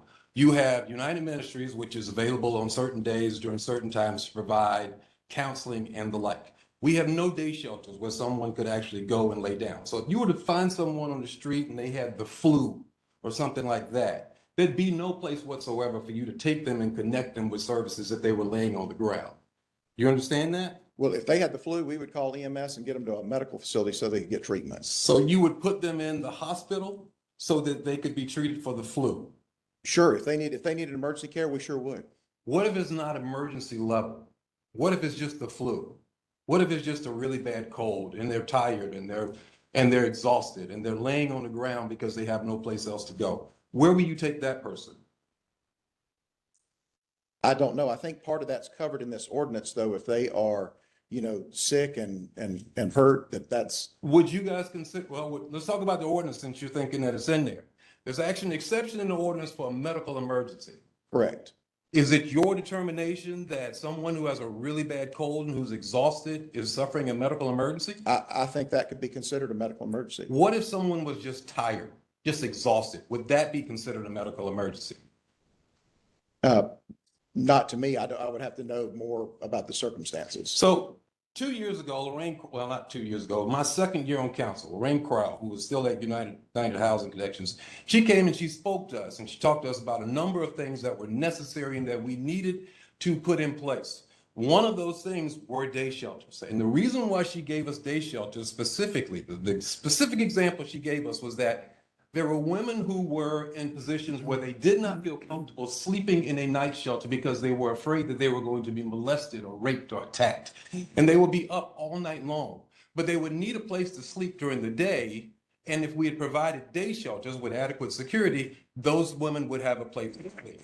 So if we had a woman like that, who was afraid to stay in a night shelter, who was afraid that she was going to be attacked, who was afraid that she was going to be raped, and she was up all night, and during the day she was exhausted and she needed a place to lay down. So she went to one center where she knew that there would be people around her and people that would make sure that if somebody assaulted her or something like that, that they would be able there to intervene because she felt safe there. And if she laid down there, that would be a violation of the statute, would it not? If she laid down there? Yes, Well, if she laid down in public, in one center, yes, that would be a violation of the statute. it could be considered that. And the fact that she was simply exhausted, that would not be a medical emergency which would accept her from it, would it? I think we would have to take each individual circumstance and look at that and see. So is it your determination as chief of our police that if someone was exhausted, you guys will consider that a medical emergency? What we would consider is like we do everything, the totality of the circumstances. Okay. And So if the totality of the circumstances led you to believe that it was not a medical emergency, you would then arrest that person, would you not? I don't know, it would just depend on the totality of the circumstances. Okay, so if the totality of the circumstances. Councilmember Gibson, I'd like to hear Chief respond to each question. Respond. He's not sitting on the witness stand. Well, I just want to hear his, well, no, not really. That's not the case. Is on my witness stand. So if you have a fuller answer to the question, please give it. I think we're looking at like a one-off. I don't think we're looking at what, this ordinance is being made to do. You're talking about individual people that have individual circumstances, and I think those have to be looked at individually. Okay, so I'm sorry, go ahead, finish your thought, because I've got all night. Take as much time as you need. No, Go ahead, finish. Are you done? Yeah, go ahead. All right, so in that circumstance, when you have this woman who's exhausted and she's laying down at one plaza because that's the only place that she knows that she can go where she's safe, and she's trying to rest. And if your officer, under the totality of circumstances, deems that it is not a medical emergency such that she is accepted from the statute, in that particular case, she would be subject to being arrested, would she not? That's correct. All right, and if she were arrested, what is the procedure for that? She would be arrested and taken to the detention center where she could rest and would be in a safe, secure facility that also has health care and all the things we've kind of before mentioned. So it would be actually a step up from where she is. Okay, so with that said, let's say, for instance, while she was laying there, she had all of her worldly possessions with her. Is there anything in the statute which sets forth the policies and procedures for which you are supposed to deal with her personal property? If we arrest somebody, then we're responsible for the personal property. And so we would take the property. Certain things would go with the person to detention with them. And certain things we would have to place and hold into our property room. You would take it to your property room. So if she had a cart full of stuff, you'd take the cart to your property room? We'd have to. All right, and then what would you do with the cart of stuff in the property room? It just stay there until when? Until she gets out. All right, so when you arrest her and you take her down to, she would be arraigned in front of a judge, would she not? All right, and then the judge would determine whether or not she got bail. Is that not the case? If the judge determined that she was not a safe enough to come back to court, the judge could deny her bail, correct? Correct. All right. And the statute, it has is set up where it looks like it can be a $10 civil fine, but it also carries up to 30 days in jail, correct? Yes, All right. And if the judge said, I'm going to deny her bail, she would sit in jail for 30 days. Is that not correct? Or actually 22, because that's when she would max out. Is that not correct? Actually, she would sit the whole 30. well, no, she's not sentenced to that. So it would be a case where, are you saying that the arraigning judge? If the arraigning judge denied bail, would she remain in jail? Well, for the arraigning judge to deny bail, and I'm not a judge, but what I've seen is there would have to be other circumstances to hold someone. And for this case, for a $10 fine that you mentioned, I don't see any of our judges holding people. But it's not just a $10 fine, is it? It's also 30 days in jail, is it not? That's the maximum that could be given once their court case is heard. We're talking about them being arraigned. Exactly. So that's what I'm saying. So what if she's looking at the possibility of a maximum of 30 days in jail, that's the sentence that the judge is looking at as far as what he can actually sentence her to, correct? Correct. All right. Now let's say this woman who has been up all night because she's afraid she's going to be raped in this shelter or anywhere else. And she's sleeping in one plaza and she gets arrested by your officer because the totality of the circumstances determines that that's what happens. Let's say, for instance, this woman has some other instances in her past where she's not shown up for court. Okay. She's been arrested on some fairly minor stuff, but she has not shown up for court. Okay. She has some FTAs, failure to appears. Yes, failure to appear. In that circumstance, the judge would very likely deny bail. Is that not the case? Good. All right. And if the judge in that particular circumstance were to deny bail, she would stay in jail until her case was resolved, correct? She could, but our cases are heard. If someone is physically arrested, they are heard before that amount of time. They get a court date within 10 days. What if she didn't think she was guilty and she asked for a jury trial? Are those cases heard within 30 days? Those cases are put on the jury trial docket. So they would not be heard within the 30 days? No, but she wouldn't be held in jail. She would be held for at least 30 days, would she not? No. So I've never seen anyone on a city case be held for that long without their trial date. Well, I can tell you right now that I'm aware of it because Steve Henry threatened to sue us for a lady who was in jail well beyond her 30 days waiting for a city trial. So I can assure you that it has happened in the city of Greenville. I've personally never seen Perhaps we can end it on that note, because No, I think you made your point. I do want to, I've got other questions regarding the other issues. So let me ask you. well, this. let's move on from the chief, though. Can we move on from the chief? No, because these questions go to him and they talk about what Mr. Brazington asked as far as what the sufficiency of our code was as far as dealing with crimes and the like. My question was more about the code, not the ordinance. And- Yes, okay, well, I'm not. But I am going to ask you, though, to have a conclusion to your That's fine. question. I will I conclude appreciate for you sure. would. Now, you said that you didn't believe that our current statutes and ordinances were sufficient to deal with the problems that we have in this particular regard, correct? Correct. All right, so if someone were trespassing on private property, we have an ordinance and a statute that prohibits that, correct? That's correct. That's already in place. If someone was stealing something from someone, we already have ordinances and statutes in place for that, called Correct. larceny, correct? If someone was acting a fool in the street, we already have ordinances and statutes that deal with that. They're called public disorderly conduct or breach of peace, correct? Correct. If someone destroyed someone else's property, we already have ordinances and stuff like that, which is called malicious injury to property, correct? Correct. All right, so any of the actual like crimes where we have victims, we already have statutes and ordinances for, correct? Correct. So the only thing that this ordinance does, the great social wrong that it corrects is it keeps people, homeless people, from lying on benches in public, correct? Yes, and I think it goes further and even helps protect them. We have to think about them too. As police, we make decisions for people every day because they're unable to make the best decision for themselves. And so this helps us help them. So I would say to put them in a safe, sanitary place, this is the ordinance that helps it out. So just to be clear, it is your belief that you're helping them by arresting them, putting them in jail, and possibly giving them a criminal record. Well, like I previously said, this is a last resort. We don't want to put anybody in jail. We want to intervene. We want to prevent them from being homeless. That's why we partner with United Way, with Greenville Together. That's why one of us, me especially, is at all these meetings. That's why we have been trying to get people housed. The number, and they've done a great job, United Way, Cody Carver especially is just a up and comer for this city and this area.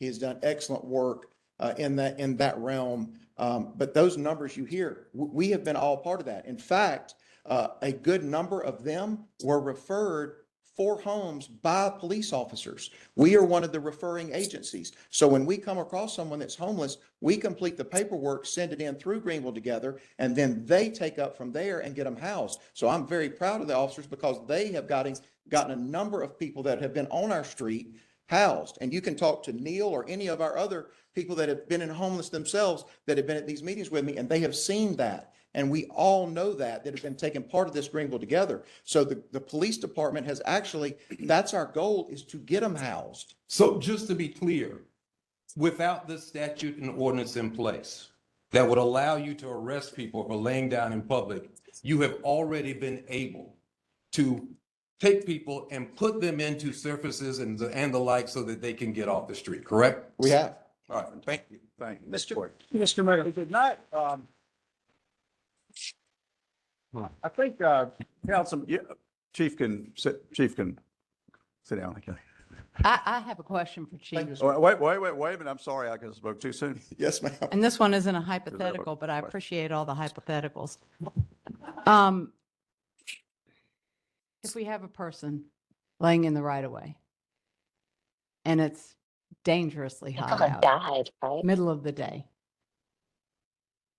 and they are not willing to come into a cool day shelter as offered to them repeatedly, is there anything you can do to force them not to lay there? Today? Correct. No. And have we have instances very recently where someone died in that very state? We have. It's my time. Thank you. Yeah, you go, finish up. I'm not, that's why my hand is raised and I'm not talking. Well, I think we have we have other other hands things. raised, I think so- we all have other Do you think? questions. Do you think? So to be clear, in that incident this summer, there was nothing we could do. That's correct. Okay. With this ordinance and that same case and that gentleman who died, what could you have done? Yes, he would have fallen under this ordinance and would have been taken to the detention center, which, like I said before, is not only is a clean, safe place, it also has medical facilities. Thanks. Does That's this my this question. ordinance, because I think that's a very important point, but the ordinance, as I read it, and this comes from the many discussions with Together Greenville and others, it envisions an expanded day service, which, by the way, we used to have. With Lorraine, we had a day center. I was down there a lot. It worked. It was a place to take people during the day, not at night, during the day, because Councilman Gibson is absolutely correct. Just to take somebody in the daytime, where are you going to take them? And that kind of led to the long discussion about going to jail or something. Well, that's the last resort. But my reading of this is, and I would have some comments later about how to make this more mandatory, not just suggestive, because I think it's intended to be mandatory, that there be once again, as we previously had, a day center for folks like this. You take a place to go. On the issue of, as Councilman Dow just said about someone laying there in the heat of the day, this is not theoretical or just something, the need for intervention. Just this summer, a gentleman collapsed on Washington Street. He was just half block or less from the rescue mission. He was laying on the ground. I went by there that morning and I saw a bunch of folks laying on the ground, but I guess I saw him because I did know there was people down the street.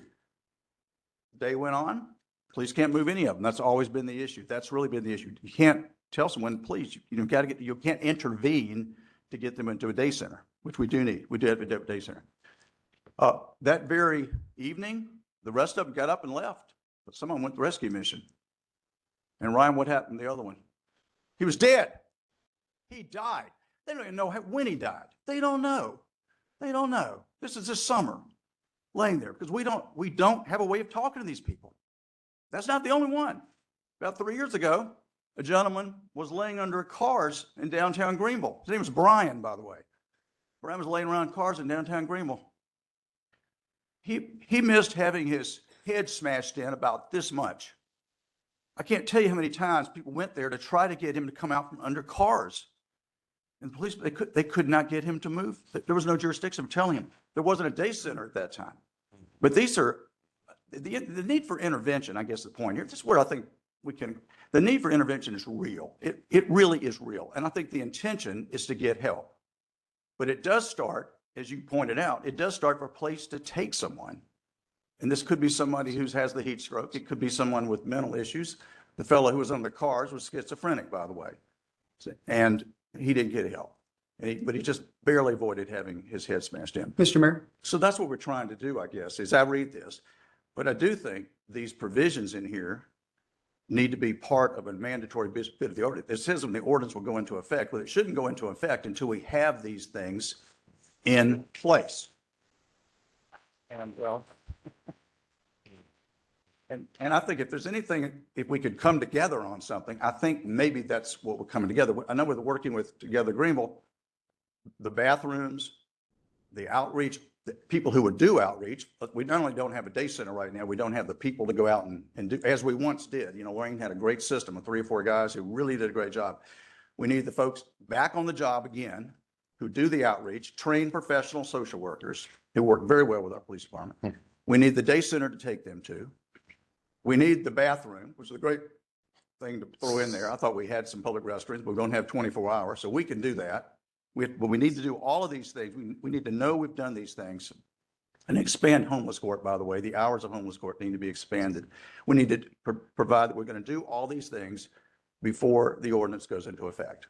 And the ordinance as it's currently written says, the ordinance as it's currently written, Councilman Dworkin explained to me and the Together Greenville folks, they wanted till about March or so to do some of these things. It seems like a long time to me, but we can do all these things in terms of the city well before that period of time. Right, Ms. Manager? Absolutely. Is that a motion? Mayor, whatever So I'd like to make it part of a motion. Then why are we trying to pass this today? Why don't we wait until we actually have those things in place and pass the ordinance? We can pass the ordinance and have it effective immediately. I will make this commitment. Immediately. I think we need to proceed with this, but before there's a second reading, I want the language. I want it ironclad. I want it all in there. Again, we got all the right ideas. We'll make sure it's all in there. We need a little more time to do that, but I think we should at least have a first reading. Yep, you have my commitment. But I can understand you disagree with that, but I think. And another thing is that These issues are real. And I the want other to thing make is sure we're this. addressing it. So if you look at Columbia's ordinance, Columbia has one of these as well. And what Columbia does is they actually tie their ordinance not to things that are just inherent activities with being homeless, but actual harms to the public. For instance, the example that you just gave, Columbia's ordinance says that if you are blocking an entryway, if you are blocking a roadway, if you are in some way whatsoever doing the types of things that you just talked about, that ordinance provides the opportunity for the police to intervene. But when you start talking about just somebody who's tired, who's laying on a bench, and we're talking about putting that person in jail for that, there is no harm that we are addressing in that, other than the fact that we don't want to see that person lying there on that bench. Well, I would argue that it's an intervention because we have the fellow who died on Washington Street. That's unfortunately too often the case. Too often the case, somebody who maybe they're schizophrenic, maybe whatever the issue is, you need to intervene to get them. And there is nothing which prohibits our police from intervening right now. Not from arresting, but as far as they believe there is nothing that prohibits our police from being able to go up to someone and say, to their great frustration, they believe they can't touch that person. They can't make. And Lorraine was so and maybe frustrated. you shouldn't be touching that. And person. Lorraine was so frustrated in her work because they would go there and try to talk and persuade. It just sometimes you do have to, I think, intervene, sadly enough. Councilman Brazington. Thank you for the recognition, Mr. Mayor. And then Mine is a question of a point of order, and I'll pose it to you as the presiding officer of this body. Shall we not be governed these proceedings under section 2-76 of our code? We all have a lot to say. I think we all deserve the opportunity to say He's it. referring to, we don't usually invoke this, but it basically is a limitation on. Mr. Mayor, I'm sorry. Limitations. This section of our code is specifically in place to provide for orderly, predictable proceedings of this type, and it assigns each council member Yeah. the opportunity to speak twice on the topic or for 5 minutes unless extended by the will of council. And my question simply to you is, shall we be governed by that? I think from this point on, we shall be. Thank you, Mr. Mayor. Okay, So I've got 5 more minutes, no, I think, just so I'm clear? I think, Because sure. if that's the case, he's not talking either. well, I agree, I agree. Shows that Councilman Fleming. we have not discussed this. At all. All seven, that means that we have not discussed it, and when we do, it does make a difference. All I'm saying is that we had all of the people that came here and they discussed what they want to discuss because they saw an ordinance. And they saw part of the ordinance, which means it hadn't been explained to them. It hadn't been explained to a lot of people. So all I'm saying is that, ladies and gentlemen, what's the hurry? Mr. Mayor.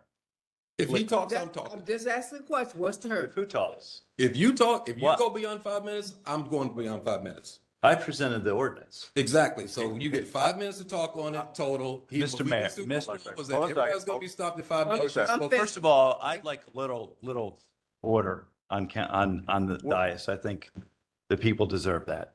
Number two is I have made it perfectly clear since May that I have been working on this. I have notified council members. I have notified the public. There have been emails that have gone out from our providers to their steering committees, from us to our email list. In between this dialogue has been in June and August. I said, we are going to get to work, Mr. Gibson. We are going to get to work. I wasn't kidding. I'm sorry if people maybe thought I wasn't serious, but I was. Let's. Was Friday. We got an audience here tonight, so we'll make it a little bit. The matter is before us. We have a motion and a second. We've had some discussion. We've had a lot of questions. Does anybody else wish to make a? I do not. Motion? I would, and I hope it doesn't light anyone on fire. A lot of work has gone on since June, a lot of work. And certain people haven't been thanked enough. And so I'm probably not going to have another shot to do it, given the way this is degraded. So I'd like to go ahead and have that chance now. And I would like us to return to decorum on council, please. To Cody and Megan, I thank you for your leadership. And is that your pen? Good. If you could stop, I'd appreciate it. Okay.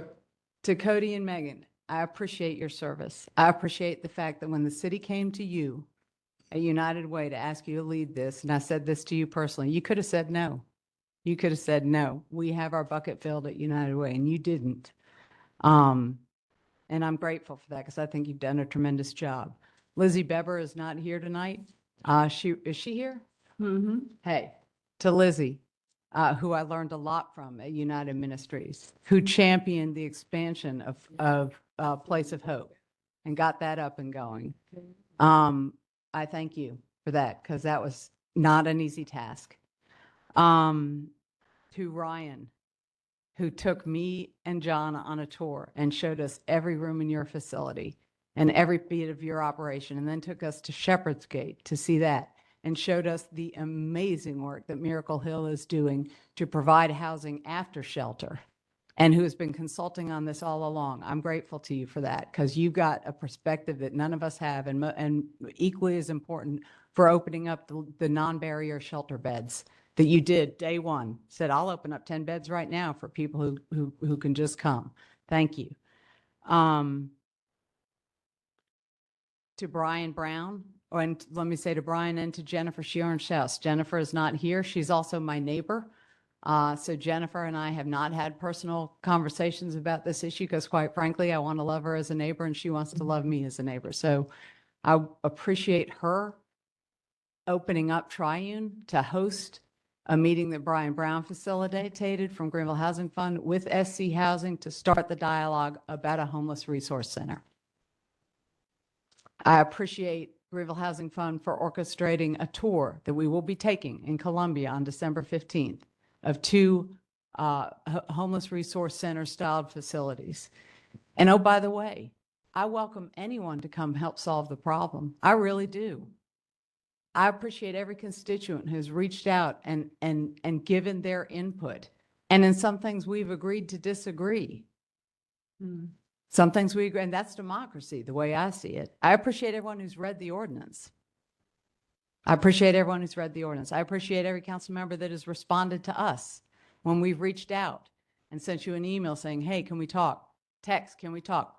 Voicemail message, hey, call me back. For those of you who have responded on that, I appreciate that. I know everybody's really busy. Everybody's really busy. To Rance for facilitating Rance Bryan might have gone a long time ago, but Rance facilitated a meeting with the Downtown Merchants Association. They talked, they shared their concerns, we listened.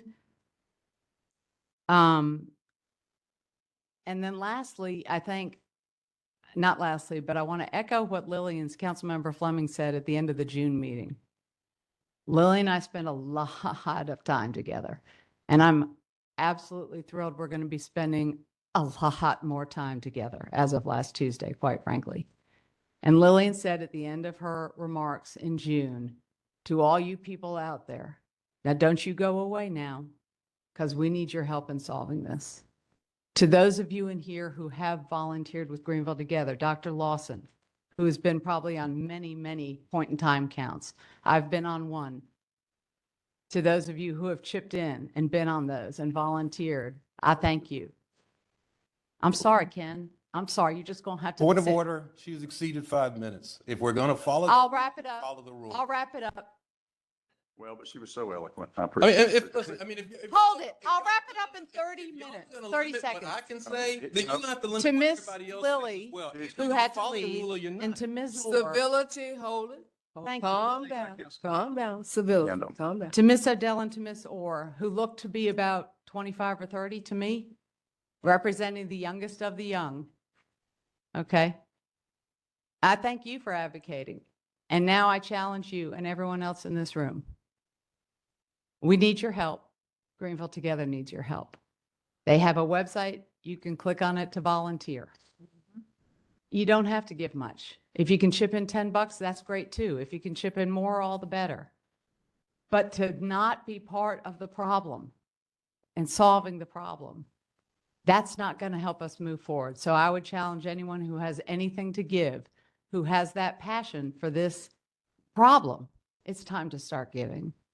And I think this council is committed to giving on that. That's all. Thank you for the extra. Councilman Stahl. This is going to be kind of boring compared to what we've just gone through. But I just have a statement, and I'm sitting here with a heavy heart. This isn't how I wanted to end my tenure on city council. Amen. Because tonight we have to decide if Greenville's compassion is real and not just words on a strategic plan. I hear the frustration from businesses. I hear the frustration from residents. People are uncomfortable. But when did discomfort become more important than human dignity?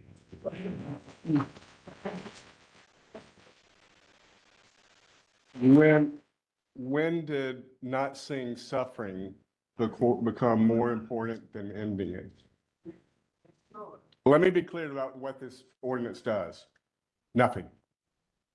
It doesn't house one person. It doesn't treat one addiction. It just tells the most vulnerable people in our community, your suffering is an inconvenience. We don't want to see you. The evidence is devastating. City after city have tried this, have studied this. Not one has successfully reduced homelessness through an ordinance like this. What they've done is waste millions shuffling people from encampments to jail and back to the streets, because jail doesn't cure homelessness, it just adds trauma and a criminal record. Here's what breaks my heart most. We don't have shelter beds. We're making it illegal to sleep outside when we literally cannot offer a legal alternative. Where are they supposed to go? These are human beings. Someone's daughter, someone's veteran, someone who lost everything in a medical crisis. There are neighbors in crisis. This will cost us. Let me be clear. This will cost us. in police time, in court calls, in emergency rooms, while accomplishing nothing except making ourselves feel like we did something. Real solutions exist. Supportive housing, mental health services, addiction treatment, they work, but they require us to invest in people, not in pushing them around. Don't let Greenville be the city that chose comfort over compassion, that made poverty a crime.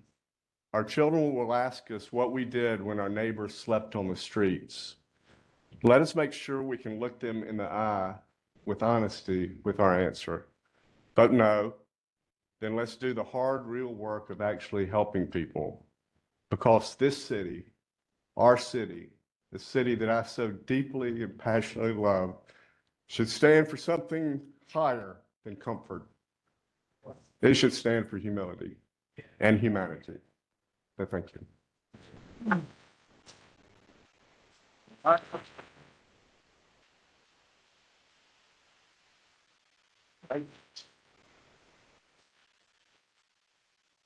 Councilman Blessington, did you? Thank you, Mr. Mayor. And if I'm the guy who called for the question, how we proceed, I am going to set the timer, just because I know everybody's got families and busy things, but this is a critically important issue, as you know, so I didn't want to miss the opportunity to speak.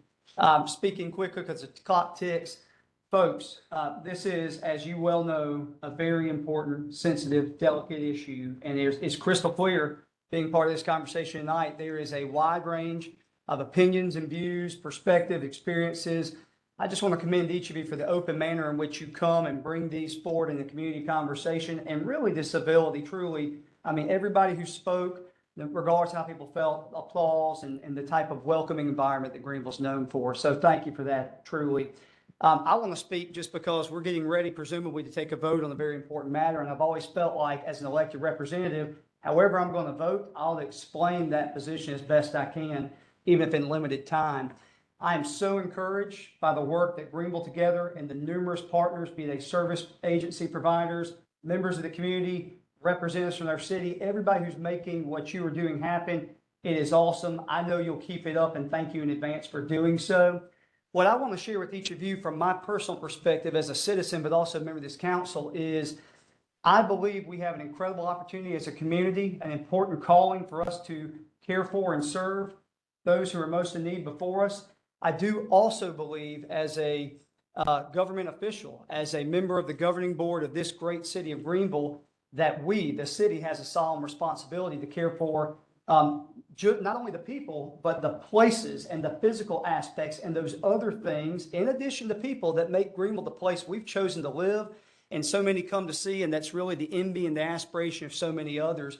Ladies and gentlemen, I view these two things together, the notions of caring for our physical assets, our property, the public infrastructure that we have spent over decades, millions of dollars to put in place to help make Greenville all that it is. The notion that caring for and protecting and perpetuating that property and providing meaningful, expanded, essential services and a pathway to those experiencing homeless to get to a better place, they are not mutually exclusive in my mind. They can both be done, and I believe it's imperative that we should. I want to quote here just a minute. I've got 2 minutes and 40 seconds. So Ryan, you spoke earlier and you talked a little bit about the op-ed piece, wherever Ryan is in the room. Yeah, thank you for writing that. Appreciate you writing, publishing it today and speaking. I believe I quote you as well as Lizzie and Jennifer when you say we can take responsible steps and measures on both fronts for the reasons that I and many others believe we should. Excuse me. I'm sorry, that's my comment. You actually said that compassion and accountability are not opposites, but partners. And you also said that a no campus ordinance alone risks harm, but with collaboration, a no campus ordinance alone risks harm, but with collaboration, safeguards, and best practices, it can be uplifting for a community. I appreciate those words that you all expressed. I firmly believe it because, as you also expressed, this ordinance is one tool. It is not a silver bullet. It's not an end-all be-all. It's one tool in a myriad of important steps and measures that we've already taken and we will continue to make to have a holistic approach, again, not only to care for our people, but to uphold the solemn responsibility that I feel for Greenville in its totality, its physical infrastructure, its assets, the things that people expect their local government to provide. 1 minute and 20 seconds left. I just want to share this with each of you. For months, I have not talked to every citizen in the city of Greenville. That's a fact. But for months, I have been approached by and heard from so many about their views on this and about their concern definitively for people. But the question, what is the city going to do to protect and preserve the physical place that we know so much? I didn't know what to do. Kind of still don't, even though I'm prepared to vote in this first reading of this ordinance. So I decided to do something that is not unprecedented for me, but never done on this scale as an elected representative representing specifically District 4. I took that question out to the people that I represent to the best of my means through a poll. And while it's true I am not Gallup or Nielsen or an official polling or ratings agency designed to receive feedback, as a humble, hardworking councilman, I wanted to know what was on the minds of people proactively so I could act in their interest. We can talk later about the statistical significance of the results I received, but in my 8 years of public service, I have never received that volume of response in response to a posed question and the consistency of response. And those who participated in my poll and helped tell me how they wanted to be guided, they said clearly this: we need a responsible ordinance that looks after our public infrastructure, and we need an unwavering commitment to providing essential and expanded and profound services for those experiencing homelessness in our community. And it's for that reason that I'm prepared to vote yes and support this ordinance today, because as we've heard Greenville Together say and others say, I believe this is a meaningful step forward towards that end. Thank you. I do want to ask the folks the presenters on this. It seems to me before we have a second reading, are you prepared to attach amendments to this, specifically addressing the commitments that have been made in this and the whereas clauses, such as the bathrooms 24 hours, such as the day center, such as the outreach team, such as the homeless court expansion? Yes, sir. Is that a motion? Is that an amendment? We could take it as an amendment, perhaps. No, I think we've got a body here that's committed to doing that. We will do it. No, I'm just saying you could, but I think we can also take it. My only reason to raise it is to get it teed up, if you will, for second reading. Yeah. Okay. But my support for second reading is absolutely dependent on those provisions being in there. Okay. Clerk will call the roll. Councilmember DeWorke. Aye. Councilmember Fleming. No. Councilmember Gibson. No. Councilmember Brasington. Aye. Councilmember Stahl. No. Councilmember Dow. Aye. Mayor White. Aye. So it has That is a first 4-3 reading. vote. Yes, It's sir. a second reading in 2 weeks. Okay. Thank you, council, for that lively debate. No. We will take a brief 5-minute break, then return to our agenda. Of course, your agenda may be different from ours, perhaps to go home and eat dinner. But we thank everyone for being here tonight.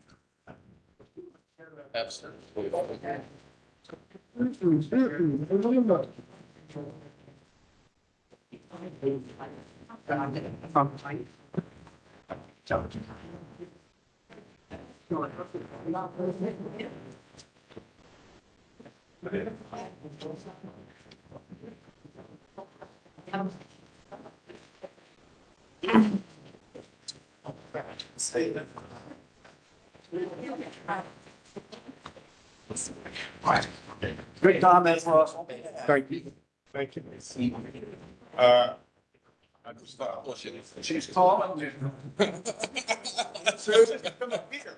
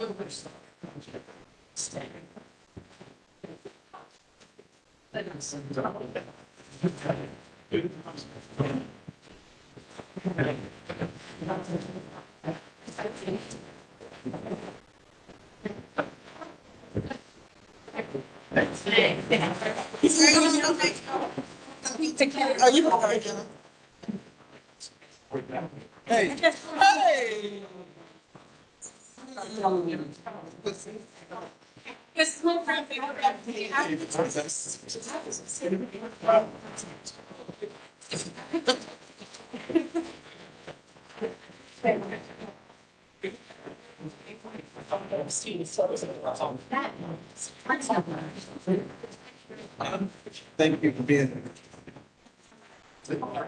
Hi. Hey.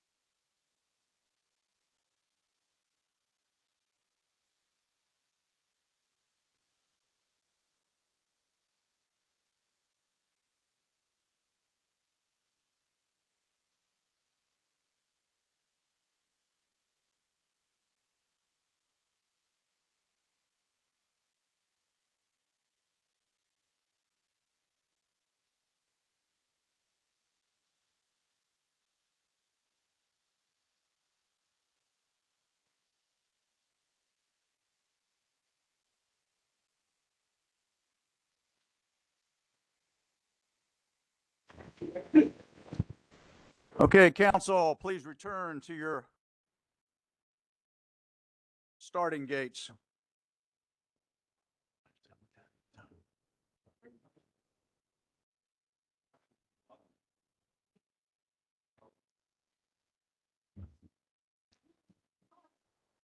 One. Where's Lily? You know where Lily? Yeah, no, we got a public hearing first. We got a few more people who signed up on other topics.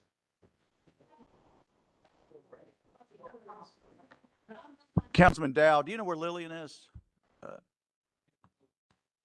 Oh, thank you for telling me. I would have been waiting a little longer. We're now resuming our public hearing aspect of the meeting, and that would be Mr. Preston Johnson, followed by Joe Farmer, followed by Charity Jones. Yeah. So is Mr. Preston Johnson here? Oh, there you are. Okay, thank you, sir.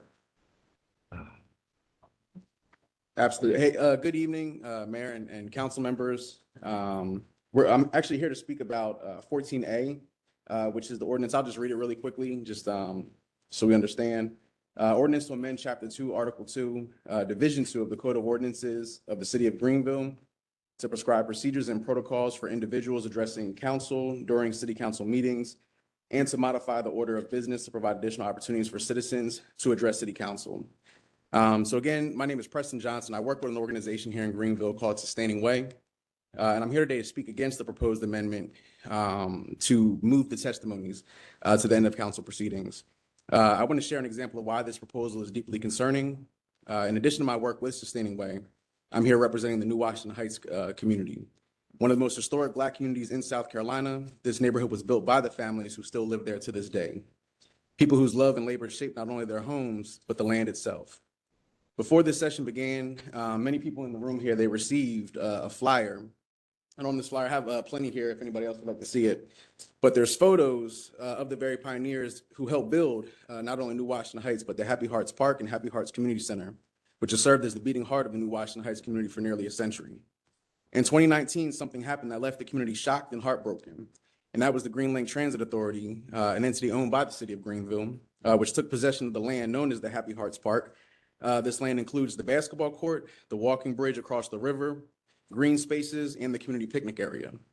When residents discovered that this transfer, they reached out to Greenville County and GreenLink, trying in good faith to resolve this issue. But before a resolution could be reached, GreenLink petitioned to have the property annexed into the city of Greenville, and the city accepted. Now, a community that has always belonged to the county is forced to stand here before the city council to petition to get their land back. And this right here is why we must speak out against the proposed amendment before you today, because it would silence community voices and community stakeholders, pushing their stories to the very end of meetings, if they have them at all, when most people have gone home or stopped listening, as we can kind of see right now. If this rule were already in place, no one in this room or watching at home might ever have heard of Happy Hearts Park, New Washington Heights, or the rich and resilient history of the community, fighting simply to preserve its right to exist amid a city that keeps expanding around it. This moment is about more than one neighborhood. It's about whether the people of Greenville, especially those in historically overlooked communities, still have the seat at the table and a voice that will be heard when it matters most. So I'm asking you today to do the right thing, protect the people's voice, and most importantly, give Happy Hearts Park back to the citizens of New Washington Heights. Thank you. Okay. Joe, you're up next. Thank you. Joe Farmer, 207 Alpine Way. I'll speak to something I think we can all agree on, and that's math. You see, I've done some digging, and it looks like we had, in the last year, approximately $55 million received from property tax revenues in the city. And we have a goal to reserve 20% of this as a reserve fund for rainy days. And we were about 3.4 million over that goal, so we're doing pretty good shape. Now, all of you have at some point in time said, we didn't raise your property taxes. And I would say, I don't believe that's true, because I did the math this week.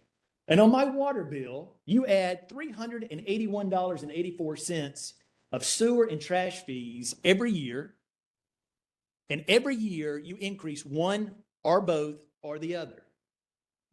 This year, on my property tax notice, my stormwater fee increased 81% to $81.79. And my property tax increased by 14.8%. The city-wide was 12% increase. Now, we had no hearings. We had no notifications. It was just slid into the budget. I didn't even catch it in June when you guys were doing this. But once I started looking at the numbers, I'm like, wait a second, this is not adding up. Why do we have to have a property tax increase? There's no need when we have this kind of reserves and this kind of revenue. If we had an urgent need for something, or if we need to build up reserves, maybe. But how deep in my pocket do you want to go? This is make affordable housing less affordable. Think about it. Every meter pays over $460 in fees per year, plus the property tax. And any of those residents that are renting pay taxes at the 6% rate, not the 4% of private property owners. Taking a 12% increase in property tax in this year is just ludicrous. And I think we need to hear an explanation of why we went up 12%. Would anyone like to tackle that? Yeah, I thought not. One of two things happened. You either didn't pay attention and you were ignorant to the fact, or you flat out lied to us that you don't increase taxes. But when I went through the numbers and I went through the documents and pulled it out, that's exactly what happened. Is the city residents got a 12% tax increase and nobody got told about it. You want to explain it to them? Well, let me tell you what happened. Well, I'm out of time. I sent you an email. I got the documents. Okay. Okay. And Ms. Jones?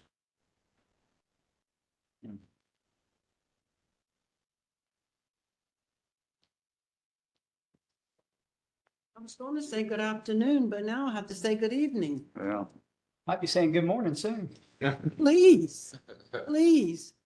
But thank you, Mayor and other members of the City Council. And to also Ms. Pittman that spoke very wonderful to me, took my message, put me on the list, and thank you very much. I'm here to follow up on Mr. Preston Johnson. But first of all, let me tell you, I've been here before. Charity Jones, my address is 347 Loop Street, L like London, OOP Street, Greenville, South Carolina, 29609. I am the standing president of New Washington Heights Community Association. I am 82 years old.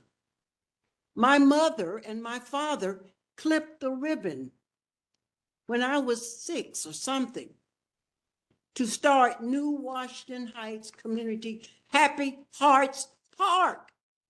That's what I am here today, continuing what they wanted.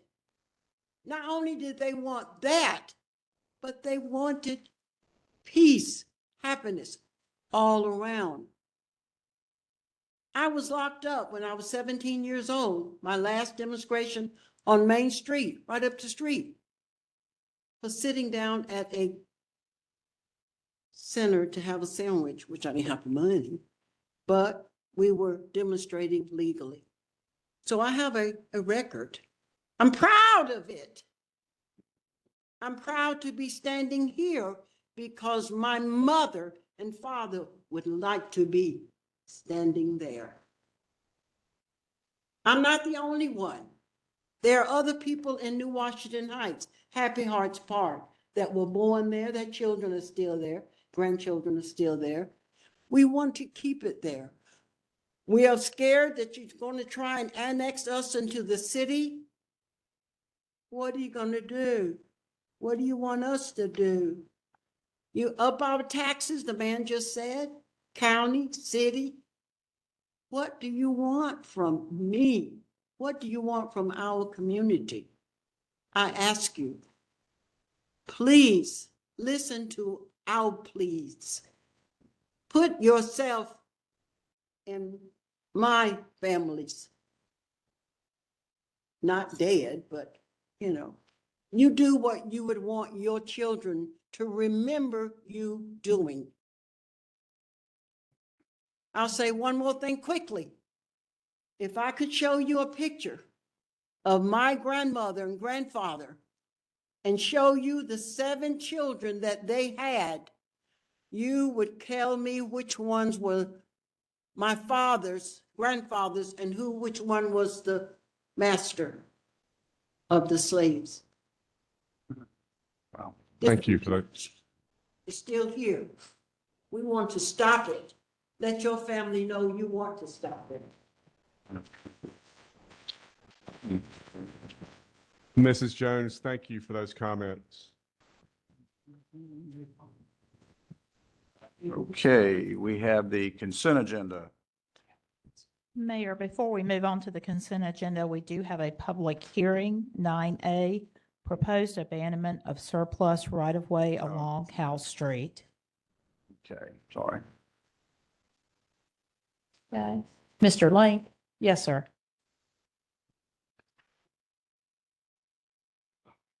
Mayor and council, this is a public hearing for abandonment of some surplus right-of-way along Howe Street. This is being done in conjunction with some of the redevelopment work taking place at County Square. They are making improvements to Howe Street. They are doing some road widening, adding some parking, building a 12-foot wide multi-use path. But all of the existing right-of-way that we have is sufficient for those road improvements, and this is just a particular section of Howe Street where there's some additional right-of-way that's just not needed. It would be abandoned and deeded back to the property and ultimately be used as part of the redevelopment. Any questions to Mr. Link? It's a public hearing. Anyone here to speak on that topic? If not, that concludes the public hearing. Thank you. Now the consent agenda. So moved. Motion and a Second. second. Okay, clerk will call the roll.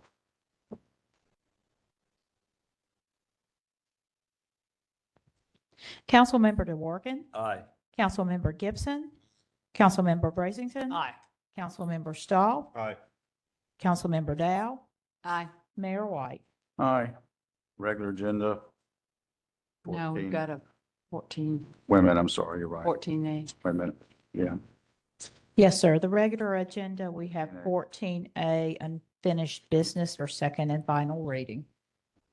An ordinance to amend Chapter 2, Article 2, Division 2 of the Code of Ordinances to prescribe procedures and protocols for individuals addressing council during city council meetings and to modify the order of business to provide additional opportunities for citizens to address city council. So moved. Motion and second. Got an amendment? Yeah, I have a motion to amend Agenda Item 14A to omit the proposed revisions regarding reduction of public comment time for non-residents speaking on non-agenda items from 3 minutes to 2 minutes. And the purpose of this amendment, and Logan, you can chime in if anybody has any questions, but the purpose of the amendment is to continue to allow individuals to speak for 3 minutes, such that this ordinance, with this revision, only rearranges the order of speaking in the meeting. The time allowed for anyone to speak is still maintained as 3 minutes. It seems about right. Second. Is second. Motion second. Any further discussion? All in favor, say aye. Aye. Opposed, have it. Aye. Now amended. The amended motion is now before us. Okay. 14A as amended. Councilmember DeWorke? Aye. Councilmember Gibson? Councilmember Brazington? Aye. Councilmember Stahl? Aye. Councilmember Dow? Aye. Mayor White? Aye. New business, first reading, 15A. An ordinance to repeal and replace the bylaws of the Design Review Board of the City of Greenville and to repeal and replace Chapter 2, Article 4, Division 7 of the Code of Ordinances. So moved. Second. Motion second. Any discussion? Clerk call roll. Councilmember DeWorke? Aye. Councilmember Gibson? Councilmember Brazington? Aye. Councilmember Stahl? Aye. Councilmember Dow? Aye. Mayor White? Aye. 15B. An ordinance to repeal and replace the bylaws of the Historic Review Board of the City of Greenville and to repeal and replace Chapter 2, Article 4, Division 9 of the Code of Ordinances. So moved. Second. Motion second. Any discussion? Clerk call the roll. Councilmember DeWorke? Aye. Councilmember Gibson? Councilmember Brazington? Aye. Councilmember Stahl? Aye. Councilmember Dow? Aye. Mayor White? Aye. 15C. An ordinance to amend Chapter 8 Businesses of the Code of Ordinances, including Section 8-3, Section 8-6, Appendix A, Fee Schedule, and to repeal and replace Appendix B, Business License Class Schedule, to update the class schedule as required by Act 176 of 2020. So moved. Second. Motion second. All in favor, clerk will call the roll. Councilmember DeWorke. Aye. Councilmember Gibson. Councilmember Brazington. Aye. Councilmember Stahl. Aye. Councilmember Dow. Aye. Mayor White. Aye. New business resolutions, 16A. A resolution to request removal of sections of Old Easley Highway, Pendleton Street, which is South Carolina 124, Anderson Street, McDaniel Avenue, North Main Street, and Ashley Avenue from the state highway system, and to accept the road sections into the city's street system. So moved. Oh, we Second. don't have to. Motion and a second. That's right. No, motion, Second. second, all in favor, say aye. Aye. Aye, ayes have it. 16B. A resolution to authorize $850,000 from the Hospitality Tax Fund for the purpose of providing one-on-one matching funds contingent upon the city's award of the federal land and water conservation grant funds for McPherson Park improvements. So moved. Motion second. Second. All in favor, say aye. Aye. Aye. Opposed, ayes have it. Madam Manager, you got anything you want to? Well, talk yes, I about? do. I have just a couple of items. First, tomorrow is Okay. Veterans Day, and I hope that we will each take an opportunity to honor those who have served for our country. And so I just always appreciate the sacrifices that our veterans have made so that we can continue to have our freedoms that we have in our country. Also, Sandy Templeton recently celebrated 30 years with the city, and for those who may not know, she is known as the best real estate paralegal in all of Greenville. Is she here? And no, she's not here tonight. But I just want you to know that we had a great celebration. Thank you, Madam City Attorney, for hosting a celebration. And Sandy is a testament to just what makes employees great at the city of Greenville. And we are just honored that she has given us 30 years of service. She didn't promise me another 30 years of service, but maybe we're hoping for 10. I'm pushing for 10. Don't even need that many. That's right. So we're really trying to make sure. Also, our fall e-waste recycling and shredding event, which is one of our most popular events, will be hosted at Public Works this Saturday, November 15th, from 10 a.m. to 1 p.m. at 475 Fair Force Way. During this free event, citizens can securely dispose of unwanted electronics and sensitive documents. All paper for shredding must be bagged or boxed with a limit of 3 large trash bags or 3 small boxes per person. 4 shredding trucks will be available, and paper will be accepted on a first-come, first-served basis until the trucks are full. City residents and businesses can also drop off TVs, computer monitors, keyboards, mice, wires, circuit boards, CPUs, scanners, and printers, with a limit of 10 electronic items per person. And I will say that last year, I finally convinced my husband to give away a monitor that I'm pretty sure he's had since 1984, and during our fall e-waste recycling and shredding event. So I hope everyone will participate in it. It's a great time at our Public Works facility. And then finally, we get a lot of thank yous, and we have citizens who send us really nice notes all the time for the work that the teams do. And I just wanted to give a quick snippet of one that we got this week from Ms. Patterson on Wembley Road about our sidewalks. And if you all weren't able to hear our work session earlier today about our NIB program and our pedestrian safety action plan, I would encourage you to go listen to our work session. But she just said, I wanted to take a moment to express my sincere gratitude for the incredible job that you all did installing the new sidewalks on our street. From start to finish, your team showed an impressive level of professionalism, care, and respect for both the property and the neighborhood. Every day, the crew cleaned up the work area and kept us informed about what was happening, especially around our driveway. You even went above and beyond by pouring the curb on a Friday and coming back on Saturday to place a board over the gutter, taking the time to blow away leaves and returning later to water the new grass. This didn't go unnoticed. We couldn't be happier with the finished work and are genuinely blown away by how courteous, hardworking, and thorough your team was throughout the entire process. Please pass along our thanks and appreciation. And I just like to read that because I think that we have so many of those that come in, and it's nice to reflect sometimes on the work that we do that impacts people in their everyday lives. So with that, Mr. Mayor, and there's a picture of with me and Sandy, who, again, the best real estate paralegal in all of Greenville. Indeed. And so thank y'all very much, and I hope y'all have a great rest of the night. That's all I have.